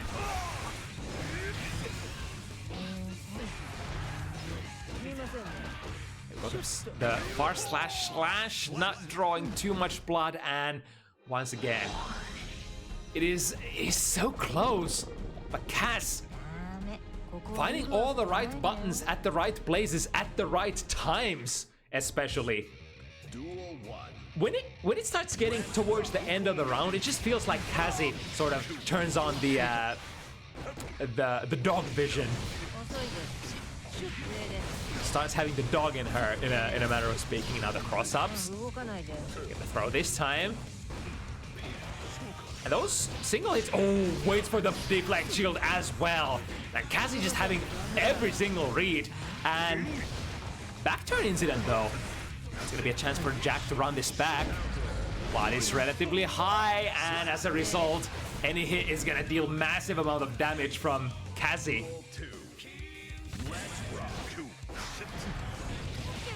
But the last far slash of the 3 multiple sequence is gonna hit. Has already forced to use her burst as well. Nice whip punish. It's gonna go into the corner, perhaps even a wall break, which is probably what Jack was thinking. Wanted to go for that burst. Here's the bot sucking universe. We have so many. Oh, nice jump out. It's a strike thrower's dream, and perhaps even it's not just strike throw, but also high lows in season 3 of Nagoriyuki. As perverse as it might sound. go. Once again, the last of the sequence. Far slash slash slash. Finds its mark. Counter hit 5 heavy. Ukyo into a kill. All right. That's the groove that we need for Jack. Now do it again. Both players starting the round with around half burst to spend. Good jump out from the BSU once again. Cassie has had a very active jump out game, which sort of makes me liable to believe that she is exercising the ancient arts of fuzzy jump. But now, is this a touch of death? Oh dear, it's a touch of death. I mean, most characters do get like 80-90% combos on Nagoriyuki by just for free. But if Nagoriyuki, like usually like Nago has just a little bit of health left if he pops full health. But how many times are you gonna pop with your health bar just completely intact? So most of the time the blood pops are gonna be a touch of deaths of sorts. Ooh, tried to go for a 6P there, but whatever Jack was doing was not 6P-able. Now, I think this was the classic Nagoriyuki miss input there. Oh, but Cassie, spiral arrow straight into the blood rage explosion, and there could still be a chance. Anti-air, nowhere to be found. I wonder if the fact that Nagoriyuki kind of has slow-ish anti-airs, like too heavy, very slow, 6P, much slower than other standard 6Ps, as well as the close slash being a 7-frame button. All of those do have quite a bit of startup, so a little hesitant anti-airing in that situation. Into Ukyo, blood-sucking universe, suck it all out. Oh wow, okay. That was interesting RPS. Might have been a misinput, honestly, from Cass. Because she went from wire C straight into deflect shield. Jack is full of meter once again, but are we gonna get an opportunity to use any of that? Going back to neutral, Jack with the resources. The deflect shield read. Oh, the RC goes through before the throw damage. Uh-oh. Uh-oh. Oh, SpaghettiOs. Here comes Jack, though. Not unleashing the Hukyo. It's with the Beyblade, and Cassie basically has to spend the burst here if she wants to gamble for the round win, and it does not pay off.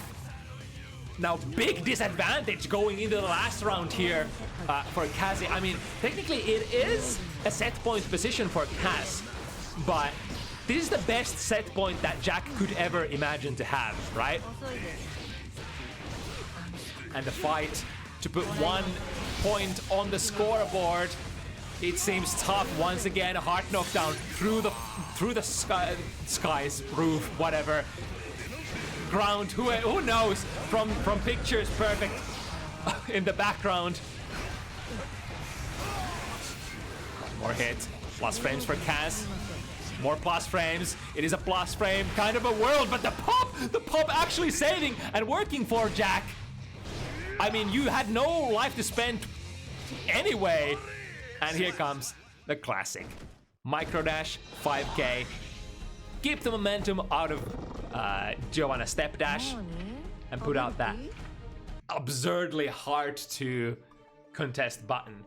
Clean sweep this time for Cass on the newly acquired Giovanna. And it does look that Cass is honestly pretty good with this character. Could be, for all we know, could even be equal to her Baiken at this point.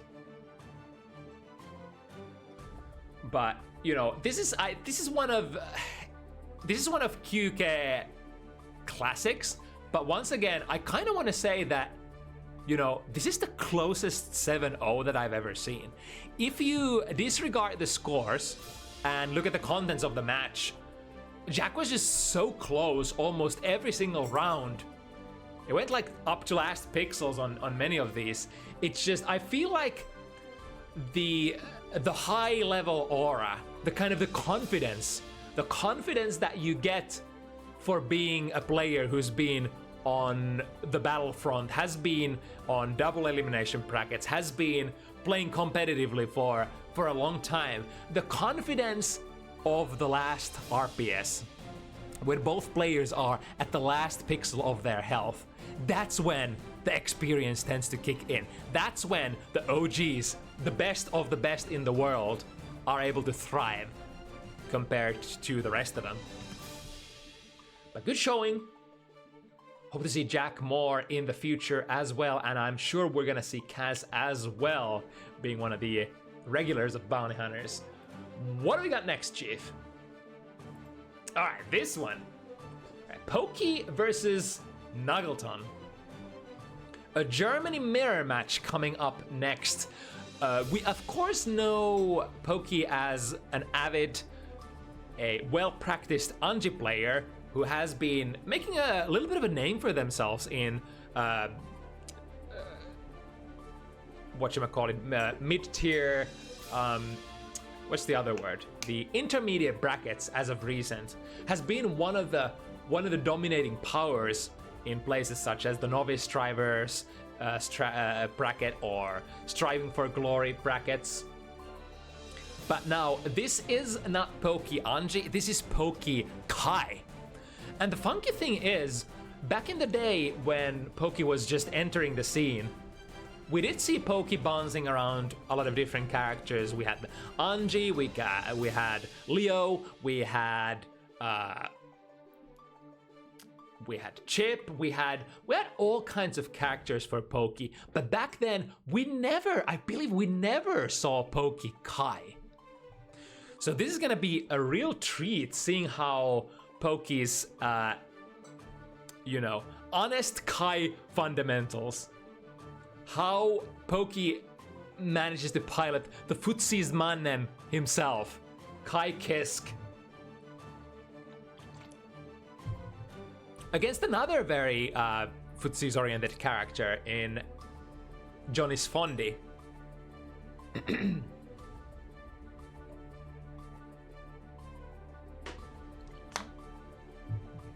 So we indeed got the confirmation for Pokey that they played a little bit of Kai at the beginning, but that was before I got into tourneys and stuff. Yeah, makes sense. So it's like you got the general groove, you know what the buttons do, and now it's your responsibility to put it all back together.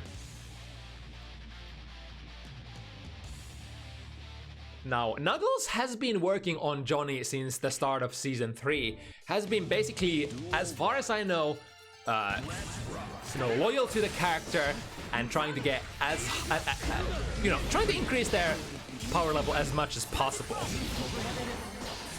And now, let's put all that to a test. See how it fares against Pokey's pocket character. Nice escape from the corner, and combining with the burst, trying to contain Pokey in there. Oh, nice. Combos into the turn up and the killer joker. Gonna be a quick wall break. And getting the positive bonus, we definitely... Oh, was that a safe jump? Let's see. Right, the lightning, a very... Well, not the fastest startup in the world, but relatively fast startup reversal still. Bar slash, finds it. The punish, yep. McNuggleton with that. Oh, yeah, because of the deal that was coming up before the RC. Able to pick that combo up and get the first round under their name. Both players have been able to recharge Buck into the full burst gauge, so red Wild Assaults are available.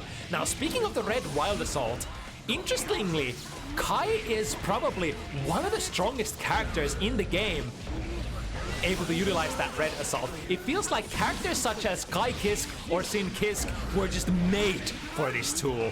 Characters that have, solid far-range pokes that were perhaps slightly hard to convert in the past,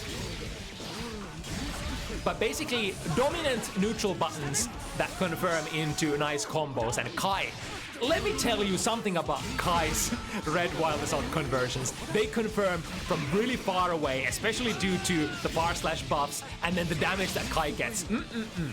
Oh boy. Right, 5K. Oh, that's another Kai Kisk specialty. The 5K as a safe meaty. It is generally, I think, safe against most reversals, but also if your opponent is backdashing, it reaches really far away, as well as offers you a relatively sweat-free combo as well. Going in, finds the far slash, nice hit confirm into a stun dipper. RC, perhaps hunting the burst from McNuggleton. McNuggleton not ready to bite yet. Delays it, gets it off. Into a big throw.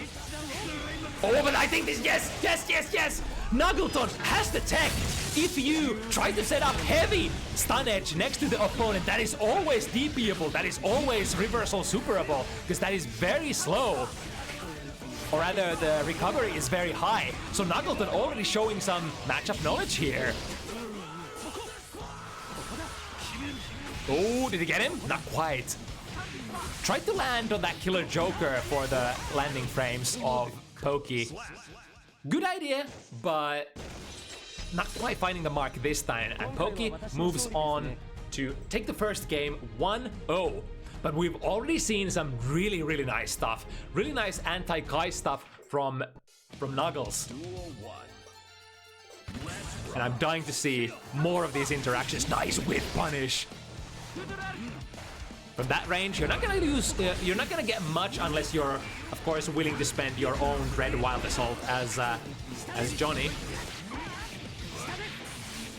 Alright, get the knockdown. 5K, check that they're not doing anything. Oh, there we go. Speaking of the airborne 5K, drops the combo initially though. DP gets McNuggleton out of the sky and a big counter hit. I mean, already in a very low life situation, but after that massive heavy button counter hit, would have definitely been done. At 6P round start, one of the few buttons from Kai that is actually able to challenge Johnny's round start far slash. Remember, Johnny has one of the fastest far slashes in the game, starting up at 9 frames and you know, having a 9-framer with the massive range that Johnny does is a very abnormal button for Guilty Gear Strive. Right, opts to go for a reversal, finds its mark. What's his name? Jacob.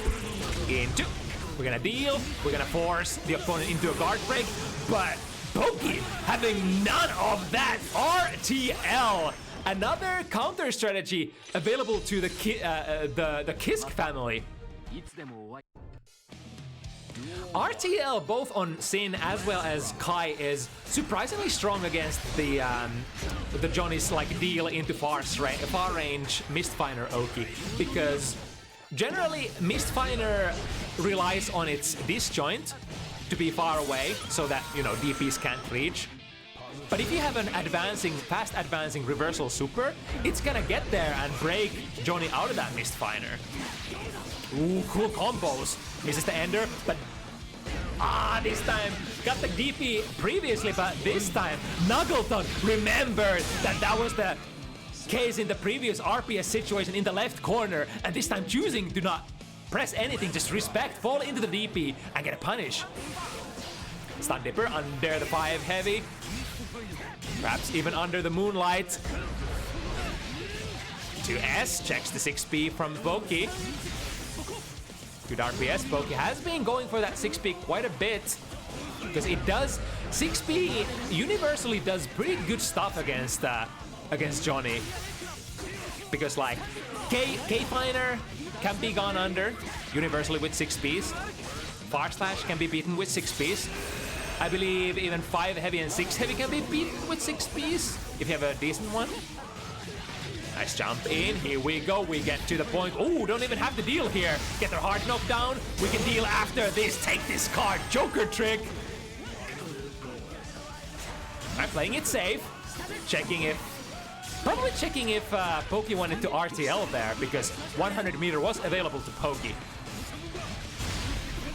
Ooh, the RC will nullify all of the back pushing effect of the deflect shield. 2D was already going active. Oh, that's gonna be a punish! Point blank S! Fireball is I forgot what that is on block, but I'm pretty sure that's minus your ass is getting punished if you're not spaced. And McNuggleton finding their first point, getting in. And ready to change the script of this match. This is a very interesting matchup. Kai having, you know, options for playing the matchup. Ooh, nice bait there. And into, yeah.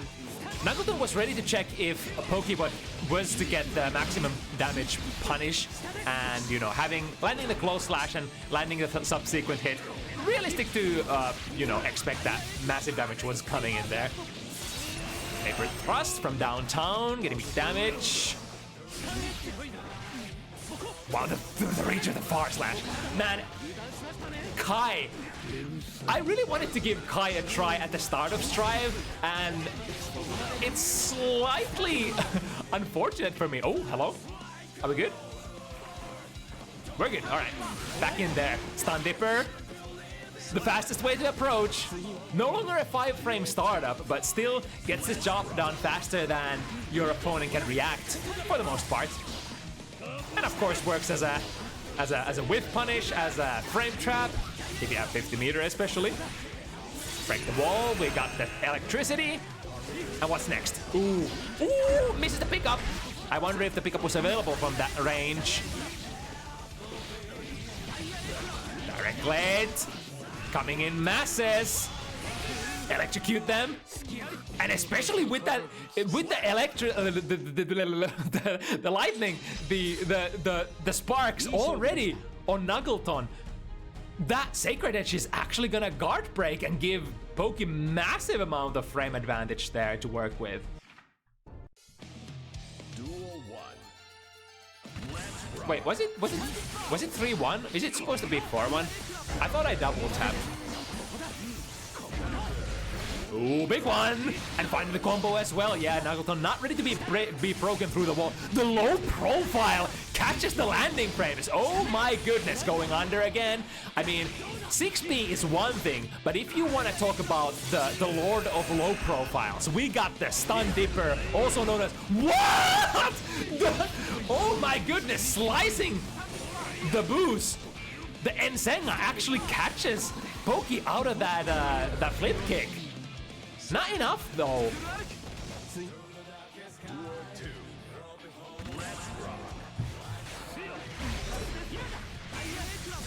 Right, even though Pokey lost that conversion, nice whiff punish. Oh, that's actually pretty cool to know. Even if you can't always punish Stun Dipper, especially when you have electricity on you when you're blocking it, and if you can't get the IVs, Johnny should probably have always access to at least a little bit of a punish with the Mistfinder. Now Pokey baited the burst, but missed the combo.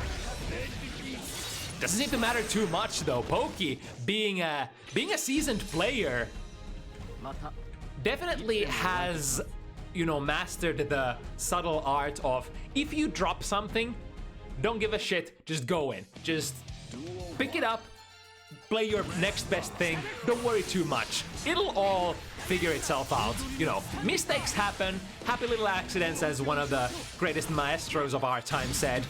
Your job is to make best of every single little mistake that happens on screen, because, I mean, even the best of us are gonna make dozens of micro mistakes every single round. Ooh, 6K, the jump scare of Johnny! Flash from the past.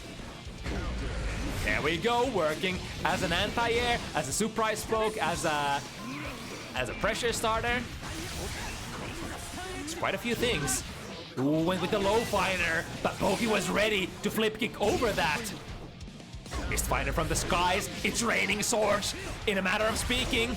Red Wireless out, keep the pressure going, was going for a throw, I think, but a good mash from Pokey. Prevents that throw going out. But we're gonna have to see what the RPS option next time is. Ooh, McNuggleton got the Ivy there. But still getting crapped by the collar by Pokey. Ooh, alright, counter hit.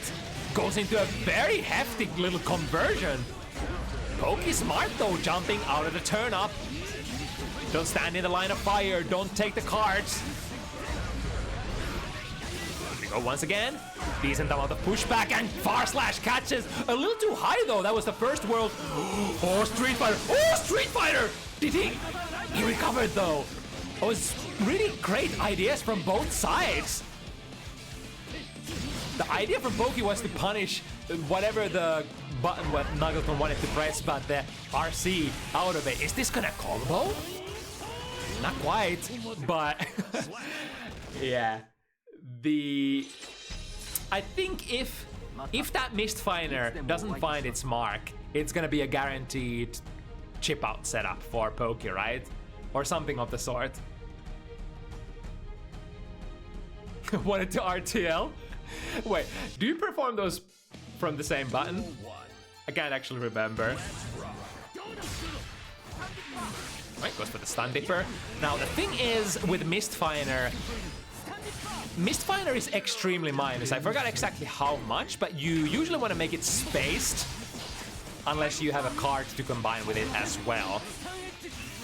So depending on the spacing, you might actually get some decent punishes with normals. Ooh, here we go. Speaking of decent things.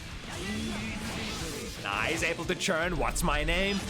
Before that frame trap goes online. Jeremiah. Oh, but once again, Poke. It was the same thing last time as well.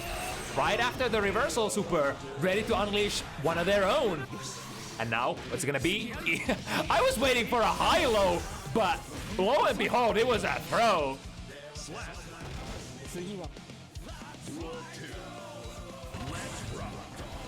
Both are from H? Gotcha, gotcha. Yeah. Very understandable then. Able to get a little bit of a bluff in there. Mistfiner, exit stance pressure. 6B works out, and a little too far to get a deal set up. I think like the biggest thing that McNuggleton has been perhaps missing value out of. Ooh, I think Poke remembered and just back RC'd from that heavy fireball. Because if McNuggleton chose to reversal super there, that would have probably landed once again. Yo, dash up DP, getting an accidental side swap, so not able to finish it. Hello, where are we going? Skyrocket Kisk. Gonna get the wall break, get the hard knockdown. This looks good for McNuggleton. Have to hold FD a lot because the chip kill is a very realistic possibility here.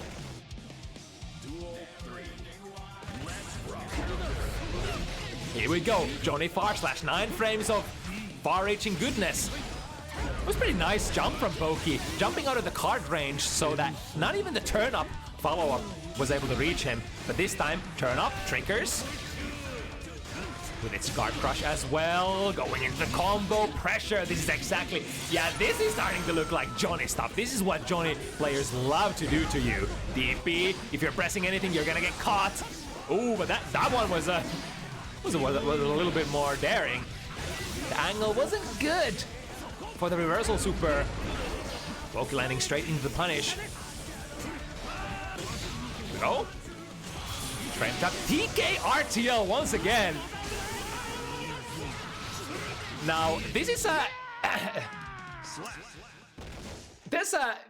this is so relatable. So having been a Simkisk player myself for years and years, even on previous games, that is quite the common sight to see. When you're trying to churn an RTL as a reversal, sometimes if you're a little careless, you might churn it as a TK, which I think is what has happened to Poke at least once or twice now. But the funny thing is, whenever you do it to somebody, they're like, what the frick is going on? Why would you TK RTL? And you're like, no particular reason. Ooh, uh-oh. Gets a punish, RC. This might go even into a wall break. Yes, indeed. And got the super just in time. McNuggleton managing their combos perfectly. And now, Guess for your life, perhaps. Safe jump. Ooh, tried to go for a throw, but Poki was ready to read that. Both players with the 50. Go under, go over. Nullifying each other's meter options. Is it gonna be enough? Yes, indeed. It's starting to look better and better slowly for McNuggleton. Ooh, big flip kick. It's one of the best starters for Kai. Misses it though. I mean, we got a decent value out of it. 1/5 of the opponent's life gone. That's gonna be a punish though. Momentum burst. Keep the target in the corner. Keep up strike throwing. Nice switch of positions. Immediate stun dipper. Alright, caught him. And are we gonna able to slice? Not quite able to trigger the follow-up, but there we go. Perfect timing to come down. Poki did have an option to RC that stun dipper. Ooh, wait a second, that doesn't combo? Into a little bit too much momentum from that flip kick once again, but Poki finds a hit. One more, tries to OTG. Where's the hit gonna come from? Missed finder from the sky, and the punish, very nice, goes for the red RC. Sorry, both the RC as well as the no, is that enough? That was so good. Oh no, McNuggleton! That was so good. That was McNuggleton's round. It was a really nice conversion as well, but the one hit point, the one pixel, not able to finish the round. Damn.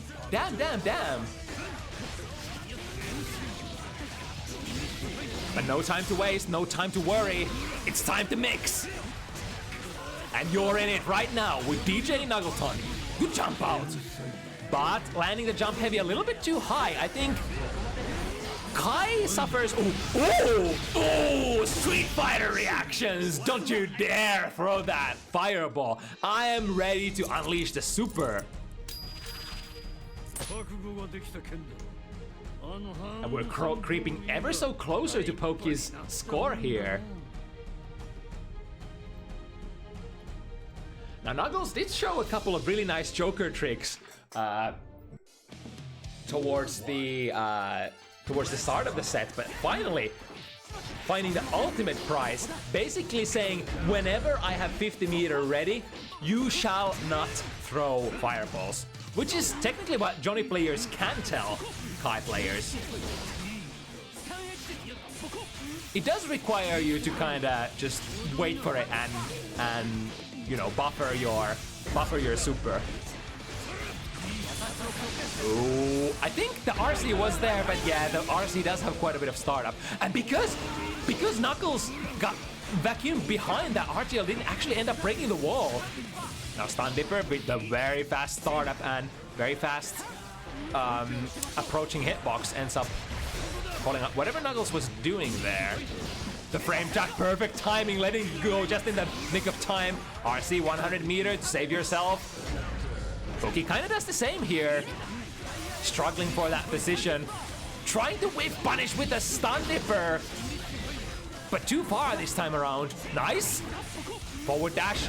Under the fireball and 6K. Fire them into the stratosphere. 6K. If you take a look at the hitbox of that move, that is one of the highest reaching strikes that you could ever find in a Guilty Gear game. So even though it does not have any disjoint whatsoever, if the opponent's strike doesn't go active, it is absolutely going to anti-air you. Ooh, but speaking of big anti-airs, couple of flip kicks, push Knuckles into the corner, and the interception, very nice. The very Stripe thing to do to anti-air with heavy buttons, or air-to-air rather. All this pressure, ooh. The oldest trick in the Kai books. No RC here. Let's see. Knuckles gets the side switch, gets the position, gets the wall break. Coming in, lots of resources, but Knuckles, the biggest problem is health.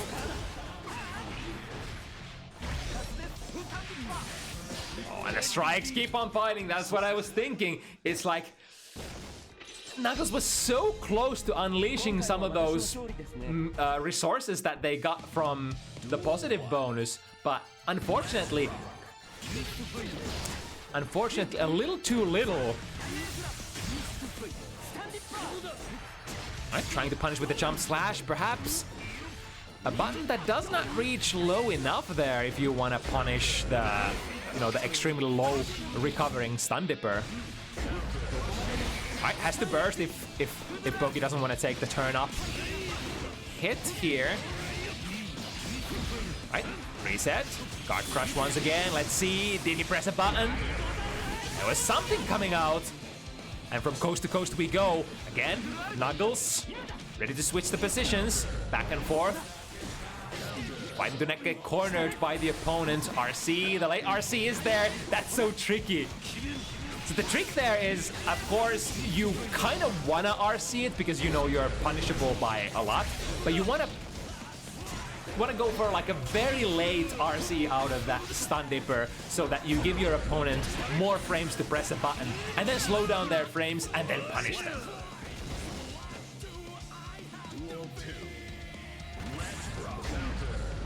B calls out the far slash once again. Nice, avoiding the lightning as well as the the corner gatekeeping. Oh my, that was definitely supposed to be a DP, but turned out a reversal fireball instead. Now this should work out. I think I saw a throw from McNuggleton and missing with the jump heavy. Yeah. Gonna get punished on the way down. Very decent amount of damage from Knuggles. Bar slash, red assault. Are we gonna go into the wall break? Very respectable amount of damage once again. But Knuggles, both players have equal amount of life. And a couple of really good conversions for Knuggles. Seals the deal. It is very tough for Poki is at the moment at 6 points, but Knuggles, honestly, not too far behind. And considering that the momentum at the moment is kind of on Knuggles' side, is it not? It started with Knuggles, then sort of shifted to Poki, and perhaps now it started to shift a little bit more in the favor of Knuggles once again. Ooh, that was a very dangerous spacing. Food arc catching out of the sky, resetting into the heavy fireball. No fear for that reversal throw. And I think it's gonna be baited. Let's see your biggest punish. Into, oh, unfortunate, too much momentum going forward. 2D does the trick, preventing Poki from running in. Small punish there. Speaking of punishes, no, never mind. Tried to go for a throw punish, but Poki fast canceling into a flip kick instead. Oh, gonna go into a corner. Is he gonna get it? Not quite, but still pressure. RC, he got another one. Put them in the sky, out of the sky, into the floor. Everything, and finally, the Ensenga finds its mark. That was a very long sequence for McNuggleton. Very patient play from Poki as well, but I mean, eventually in Guilty Gear games, you gotta try to better your position and get out, and that's the moment when you got hit against the mid dispenser. I mean, I'm not calling Johnny a mid dispenser, especially when, you know, they have the card down, but you know. Alright, got out of there. Poki still has quite a bit of risk looming there, and it's gonna be cashed out here. Nice amount of damage, yeah, even the RC, I love this. Basically milked the maximum amount of damage out of that combo. It's like, the more risk you have on the opponent, the longer, oh, nice bait. But the more risk you have on your opponent, the basically, the longer you're gonna keep getting value from your long combos. Because basically it's like every single hit kind of ticks down the risk, and risk is kind of like negative proration in a way. Alright, 6B tackles McNuggleton into the corner. Knuggles answers back. Good 6B, yeah. So it's kind of a common trick for Johnny players to try to vault into deal. That in itself is going to be quite minus, but they will usually try to combine it with RC as well. So it's kind of like you want to prevent the deal from going active before the RC comes out, unless you want to hold that mix-up coming out afterwards. All the pressure. Finds the throw. Pokey moves on to the set point position. Once again, 6K. The leg jump scare from downtown. Ooh, 6K actually ends up low profiling that Mistfinder from the sky. Ooh, maximum range. Set up the card. Ooh, but again, the flip kick. Man, Pokey has been getting so much value for those counter hit flip kicks. But speaking of value, uh-oh, the 6K is whiffed. So is the bar slash. Who's gonna get the hit? This should have a massive enough hitbox, but the consecutive hitbox actually whiffs. That was pretty okay for McNuggleton. 50 meter away from your opponent and you go back to neutral. But now it's Knuggles who has the 50 meter advantage. Joker trick? Ah, I think it was predicting this time. Was waiting for the fireball throw, which never came. All right, full burst available still. One confirm into wild assault or pressure. Ooh, that's it! That's it! He's gonna build 50. Super. This is gonna be a hard knockdown. Now, guess for your life. But Pokey has all the tools available to make this guess as good as possible. Could even be RTL, RC. Nope. Just respects. No move for Pokey. Finally unleashes the YRC into a throw. Oh no, Pokey! No, Pokey! Misses with the throw. that was kind of tragic looking there. So initially went for the throw PRC, RC'd before the throw damage goes through, then dropped the combo, missed with the DP, but still got the throw. Ooh, that was a little bit of spaghetti carbonara there at the end, but we got there. We got there for Pokey. 7-5. That was honestly a pretty good set. Oh my goodness.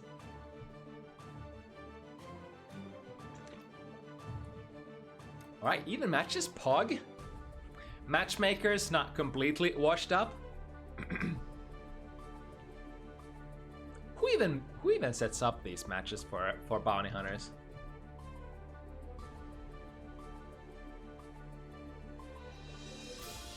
All right, we've reached the moment of the evening when it's time to call in the last warriors. And here they come. It's gonna be Maria, the Wild Nagoriyuki, facing off against Decoy Snail, Jacko. This will be the first time that Maria has to play against Jacko, or I say has to play. I'm not sure if Maria actually like fancies this matchup or anything, but generally, I think the vibe that I've been getting from Nago players is that this is not the easiest matchup to play, for sure.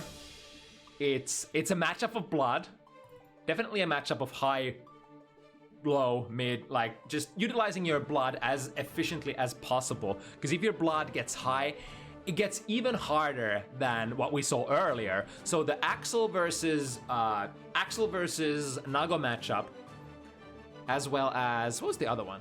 Oh my god! Don't tell me I already forgot.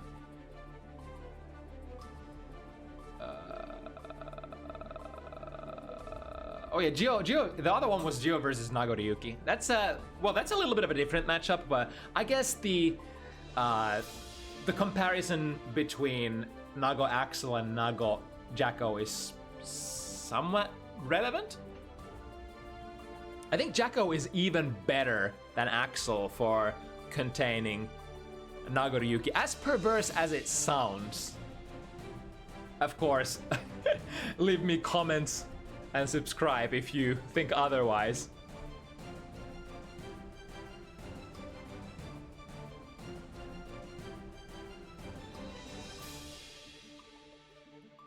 Alright, here they are, the beautiful beasts.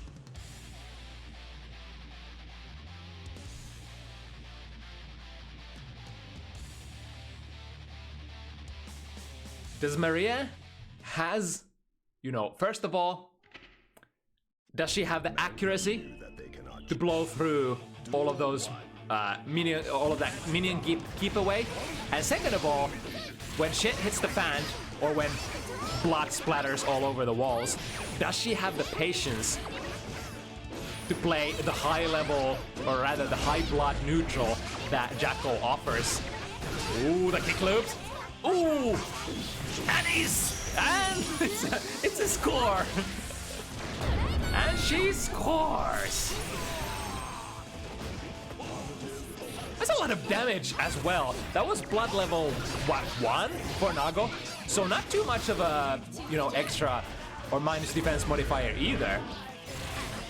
I guess the rare moment where Jackal actually still does damage in Season 3, because after the, super damage getting nerfed, she doesn't really get the sort of jump scare fast damage that she used to get from her quick super cancels. Oh, but here we go. Maria has decoy exactly where she wants her, and Bloodsucking Universe buff is in. What an important mash out. Decoy gets out of the jail somehow. Backdash out of that 6k as well, and Decoy. Are they gonna actually bring this back?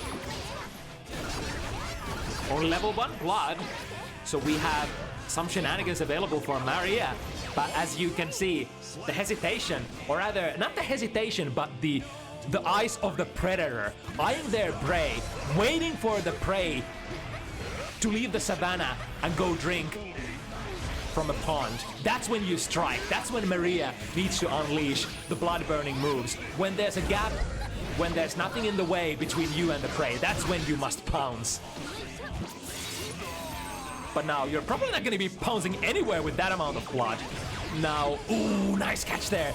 Too heavy, getting a little bit of blood back, but again, if you launch your opponent to the other side of the screen, it's not going to do much. Activating blue. Now, the minions cannot be killed at the moment. Ooh, okay, she found a mash...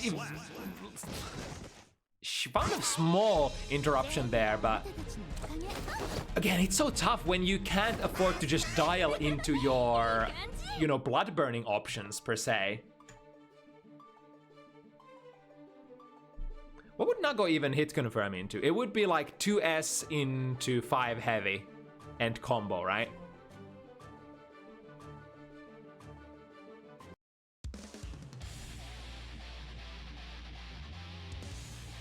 Right, hopping back in it, Decoy with one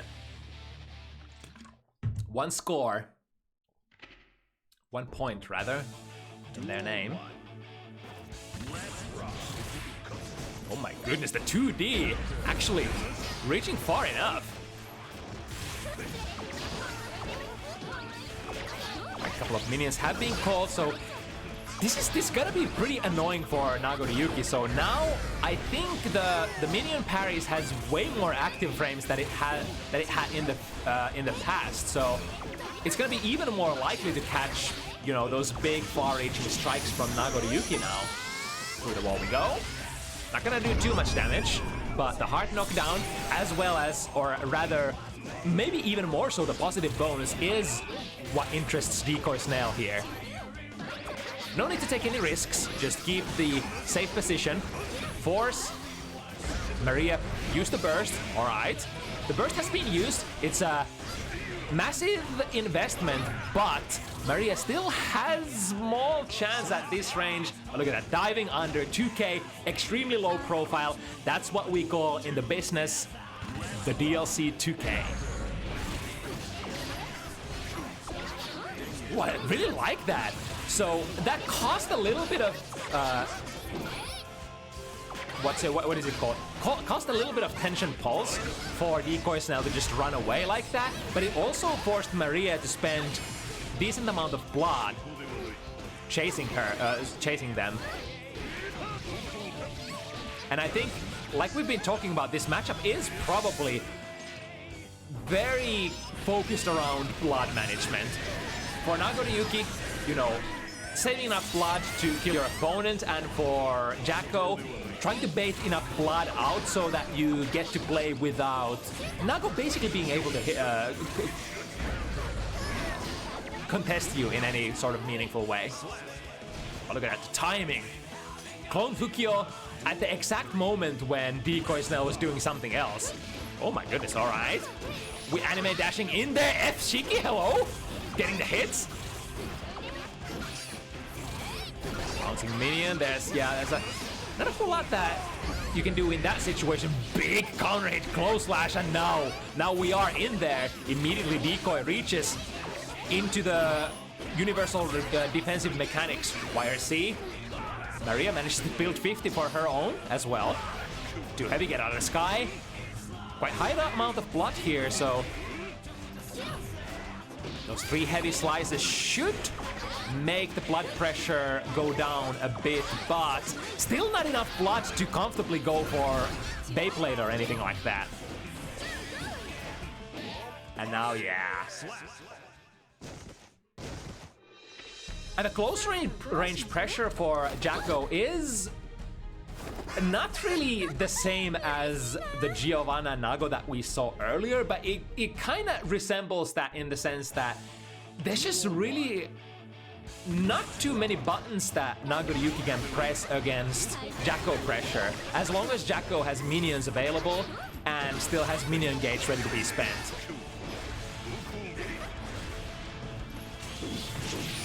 Oh, that was a hard read.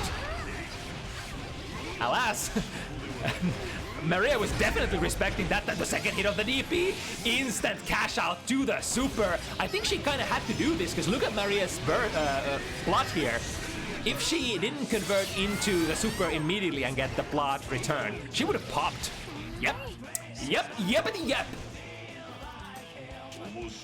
The clear, precise decision making of high-level Nagoriyukis. Ooh, interesting. Wait a second. Does the clone just avoid minion parry? We're gonna see that interaction later again. Back commands. Forcing Maria to hold still. YRC. Alright, we got the hit. The 2S5 heavy out of the corner. And doesn't allow Decoy Snail enough frames to just throw those minions for free. Maria on the board. Not 2, 1 point. Yeah. 2-1. Duel 1. Let's rock. It's the, like, when you kind of already have the minions out, or if you've managed to take the minions into your hands already, that's when it gets kind of tricky for Nagoriyuki to push his offense, right? Nice reach, too heavy. Once again, slaps Decoy Snail out of the sky, and the strike is delayed enough. In fact, I think Maria actually ended up whiffing the strike because Decoy Snail took out the minion and parried very high.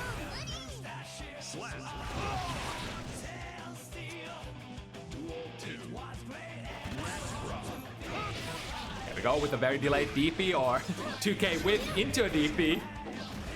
The 2K probably as a prediction against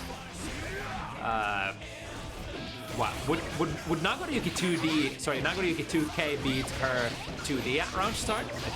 Maybe? Blocks the minion.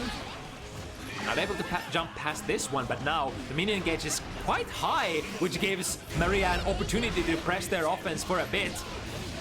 Here comes Decoy though. Decoy though. Deflect shield ends up doing something, I suppose. Building enough distance so that Decoy Snail didn't feel comfortable enough to bouncing back for the throw.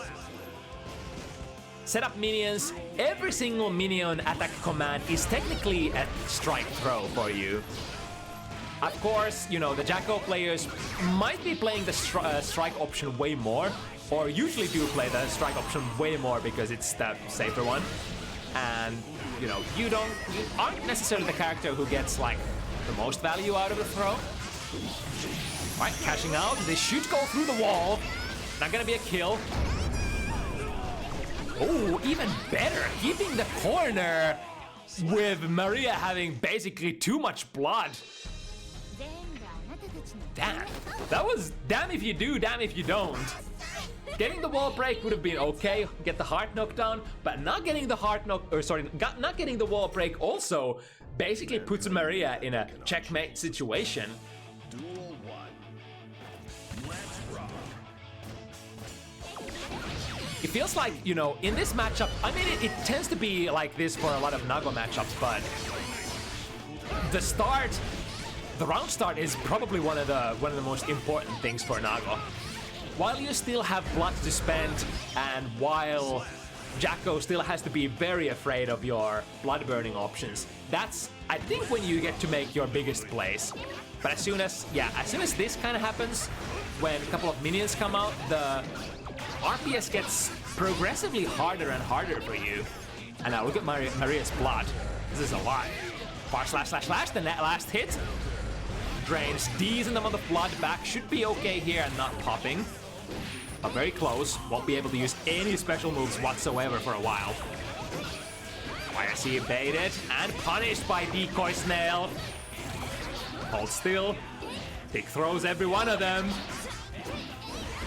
Minion expires. Good blue assault there. As soon as the minion went away, Decoy basically spent the 50 meter to create another one guaranteed. And reset the pressure. Now, good clone Kukyo, yeah. That time, the angle of the minion wasn't, you know, quite ready to intercept Maria. And creeping ever so close. Are we getting... I think we're getting disconnection once again. Red alert! Red alert! We have a disconnection. Alright. But Maria swinging it back. And not succumbing to the momentum of decoys.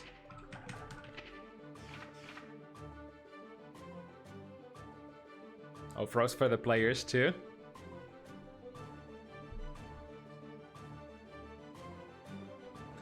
It's so I've sort of observed that it's not just when players press retry really fast. Sometimes, I guess it's just sometimes spectators get so much behind that even if you're kind of waiting for the spectators to catch up, or perhaps there's just some sort of like a freezing...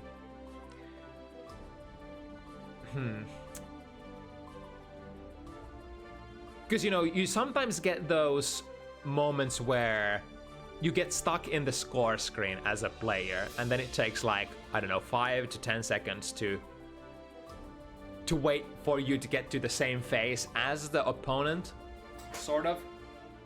There's a lot of different ways that, you know, disconnections could happen in this situation.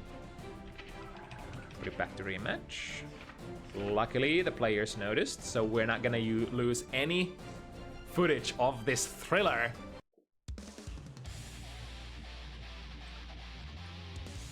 And so far, it is definitely shaping out to be a thriller. Maria grabbing back the momentum that they lost earlier. I knew that they cannot change society. Duel 1. Maria, she is one of those players who is definitely able to make a complete U-turn in terms of, you know, changing the pace, changing how they play the match, and throwing off the opponent's expectations. Jumping into the 2K. Oh, goes under with a 2D.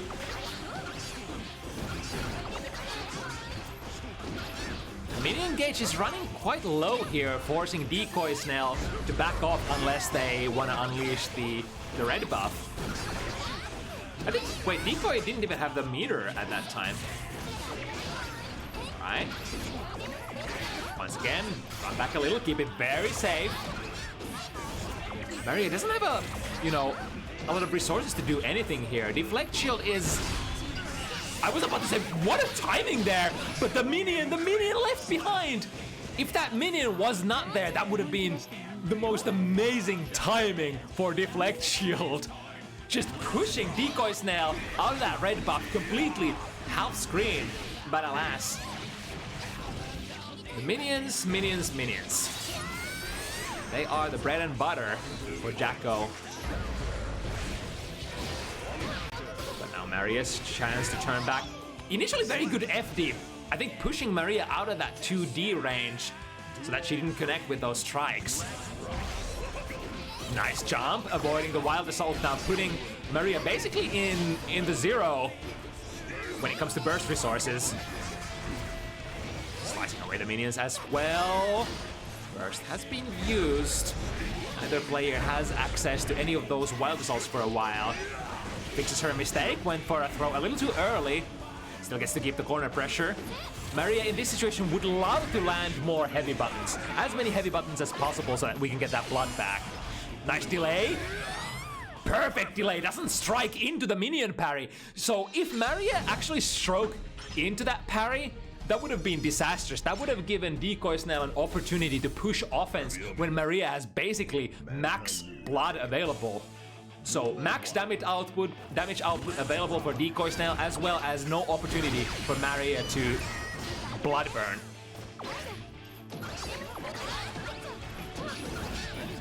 Incoming artillery cannon. I just love how that looks when Jacko launches the minions with use of 2S. Right, a little bit of a combo. The biggest reward here is gonna be the positive bonus. So Decoy Snail is gonna be swimming in the resources. Now, if only we could start our pressure, but in fact it's Maria. Oh, who baits the super. Can't RC even, not enough meter. Straight into super. So this is not gonna be too prorated, but I think still, yeah, Season 3 changes. Ooh, not even gonna break the wall, interesting. But, checkmate! I think at that point, Maria had basically committed to popping, but also committed to just getting the high-low mix-up. High-low throw, basically. It's a very common sequence where when your opponent has so little life that you only need one more hit. Speaking of one more tick, look at Maria's blood. Ooh, just barely able to survive not being blood broken. Blood broken, blood, exploded blood. Without popping a blood vessel. Let's put it like that. Alright, now the setup. Wants to play it very safe. Oh my god, hello, back and forth. One way. Checking if Maria wants to go abare. No ma'am, no abares here, just respect. Of course, when Nagoriyuki has the 50 meter, I think your biggest fear is the reversal super as well as the YRC. Which you kind of don't have to risk if the opponent Nagoriyuki is very high on blood, because I mean, what are they gonna do? Beyblade and explode. In the corner you go once again. Has 50 meter available. Blue RC set up a new minion guaranteed into the red buff. It's the YRC. Ooh, valuable. Able to negate a little bit of that red buff duration. But now Maria can't afford to. Oh, just in the nick of time! She was about to pop! Nobody gets to know if she was about to pop for realsies. But for the sake of theatrics, I'm gonna say that she was super close to popping there. But now, next hit is gonna decide it all. And Decoy has got the minion. Oh, what? Is that actually a punish? It says punish there. That was a punish. Oh my goodness. Maria unleashing the clone Hukyo at the perfect opportunity. I was like, that red buff, does it have recovery? Yes. Yes, it does. What's very important as well, if Decoy actually managed to get that red buff off, it could have been very tricky for Maria after that. Could have been a checkmate from chip damage even. Bar slash slash, delay, the last slash. Backdash, not gonna be good enough. 6 heavy actually whiffs there, interesting.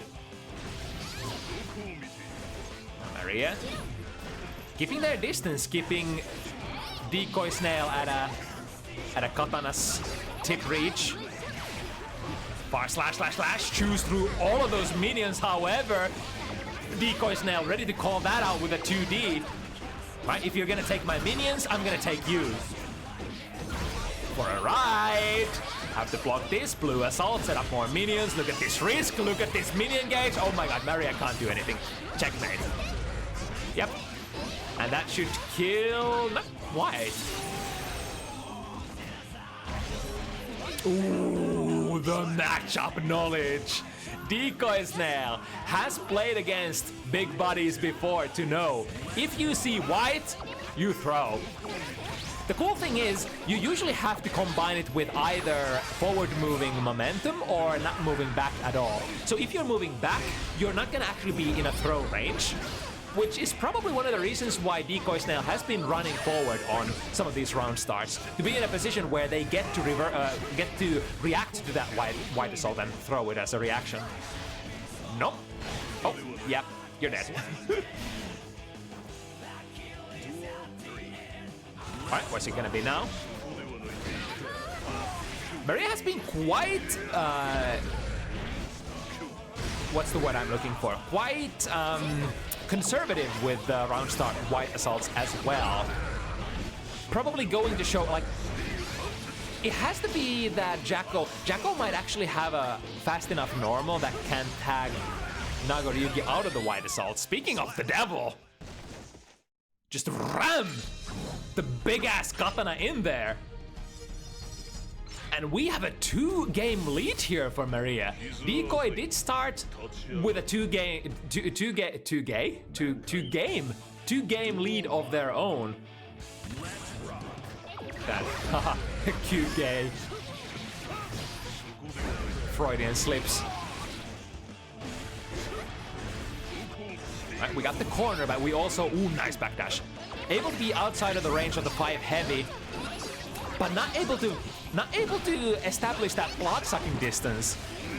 Not even that mid-range where you kind of get to slice with your far slashes and 5 heavies. Yeah, nice timing again. Catches the incoming minion with the far slash, converts it into far slash slash, slashes another minion and reaches Decoy Snail like that. Those are not the easiest in the world to do either. Timing must be precise, and speaking of precise timings, back throwing poor Jacko into the corner. Not giving a damn about that setup, huh? Round start DP, pop them into the sky. This is looking dangerous. Maria's here to brutalize. Jump K keeps Decoy Snail landed. Deep dash into 2K. All right. Able to build a little bit of distance, but again, the far slash slash on high blood situation. Here it comes, counter hit, and you're dead. What a hit confirmed. Moving Maria suddenly to a 6-3 position. It was as if it was yesterday when they were 3 points even. And what happened? Suddenly, it's always suddenly for Maria. Putting herself in a checkmate now. What is the adjustment for Decoy Snail here? And again, look at that far slash slash. Once again, perfect timing, slashing away all the minions. Right, we've been able to accumulate. Oh, tries to reach for the cookie jar, but Decoy had the perfect spacing this time, but none of that ends up mattering. Oh, gold burst, all right. You got your blood-sucking universe, I got my positive bonus. We're kind of even here. Not! Now you're blocking the pressure from Jacko. Good YRC. If that was baited, it would have been over, basically. Now Maria still has a chance to play here. Blue buff, all right. Making sure the minions are not gonna go down. Artillery coming, cannon coming from the skies. Oh my goodness. Not too much damage from single minion strikes, but I mean, you know, it's so easy to chain them together, and it's so easy to get caught in the rhythm of just trying to press, trying to escape, trying to jump, trying to backdash out of minion strikes. And the minion strikes are, honestly, they're quite large.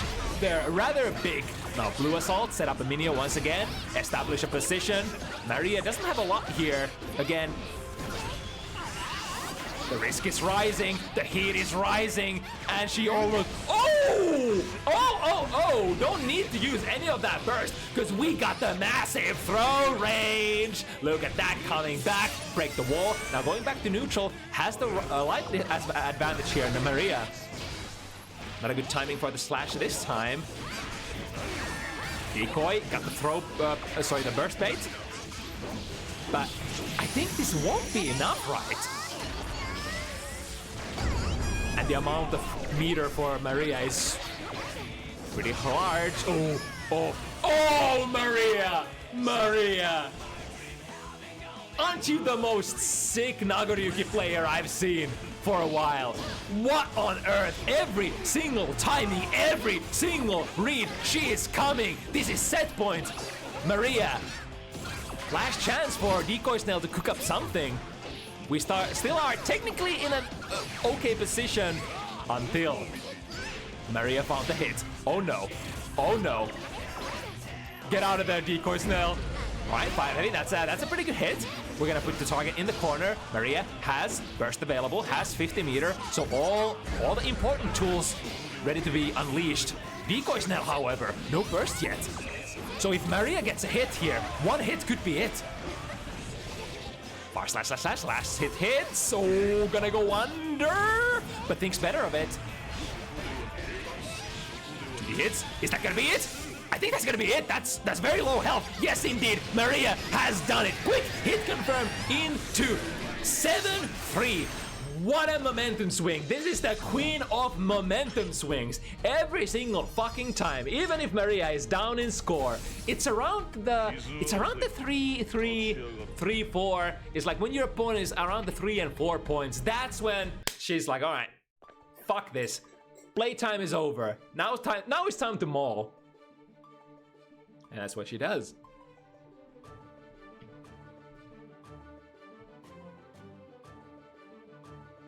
Making it look like so easy. It's like we've seen these same RPS situations. We've seen Nago versus Jacko before. We've seen Jacko throwing those minions and Nago players missing the far slashes over and over again, just not getting any, normals out. But towards the end of the set, I think the maneuver that just won this game for Maria was the timing on the far slashes, especially like the setups of minions that Decoy like to utilize. Put one in front, sent one at Maria, far slash, first one incoming, second far slash, the second one, and then make Decoy block while moving forward out of that far slash sequence.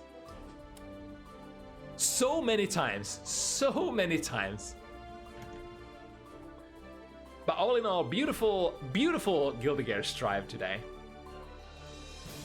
Okay, well, we've got there. It's been a scuffed week for sure for Bounty Hunters episode 122. There were some considerations if we could even run this event at one point.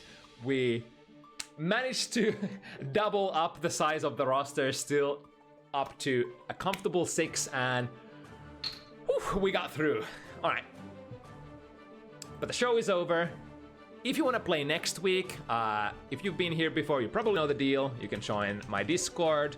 More info, if you are new, can be acquired. Also, the sign-up Google Docs can be found. We have a lot of parameters for you, and we attempt to set you up with a player of your own skill level so that we're gonna have these nice and even FT7 matches. Alrighty then, chat room. Where is Guilty Gear happening tonight? I assume that a decent amount of gamers are gonna be perhaps still playing the Grand Blue beta. There is Pedia's Exert bracket going on. 3v3 bracket, that sounds kinda cool. Even though that's not Guilty Gear Strive, can I interest you in another extremely cool Guilty Gear game? In fact, that still is my own business game of sorts. Guilty Gear Exert, pretty good game. Anyway, we're done for now. Gonna see you again next Sunday, same time, 5 p.m. CET, same vibes, same everything. Until the end of time, as long as we have players to play, so shall we run the FT7s. Gonna be out for me. See you next week. Stay safe, play Guilty Gear, and peace.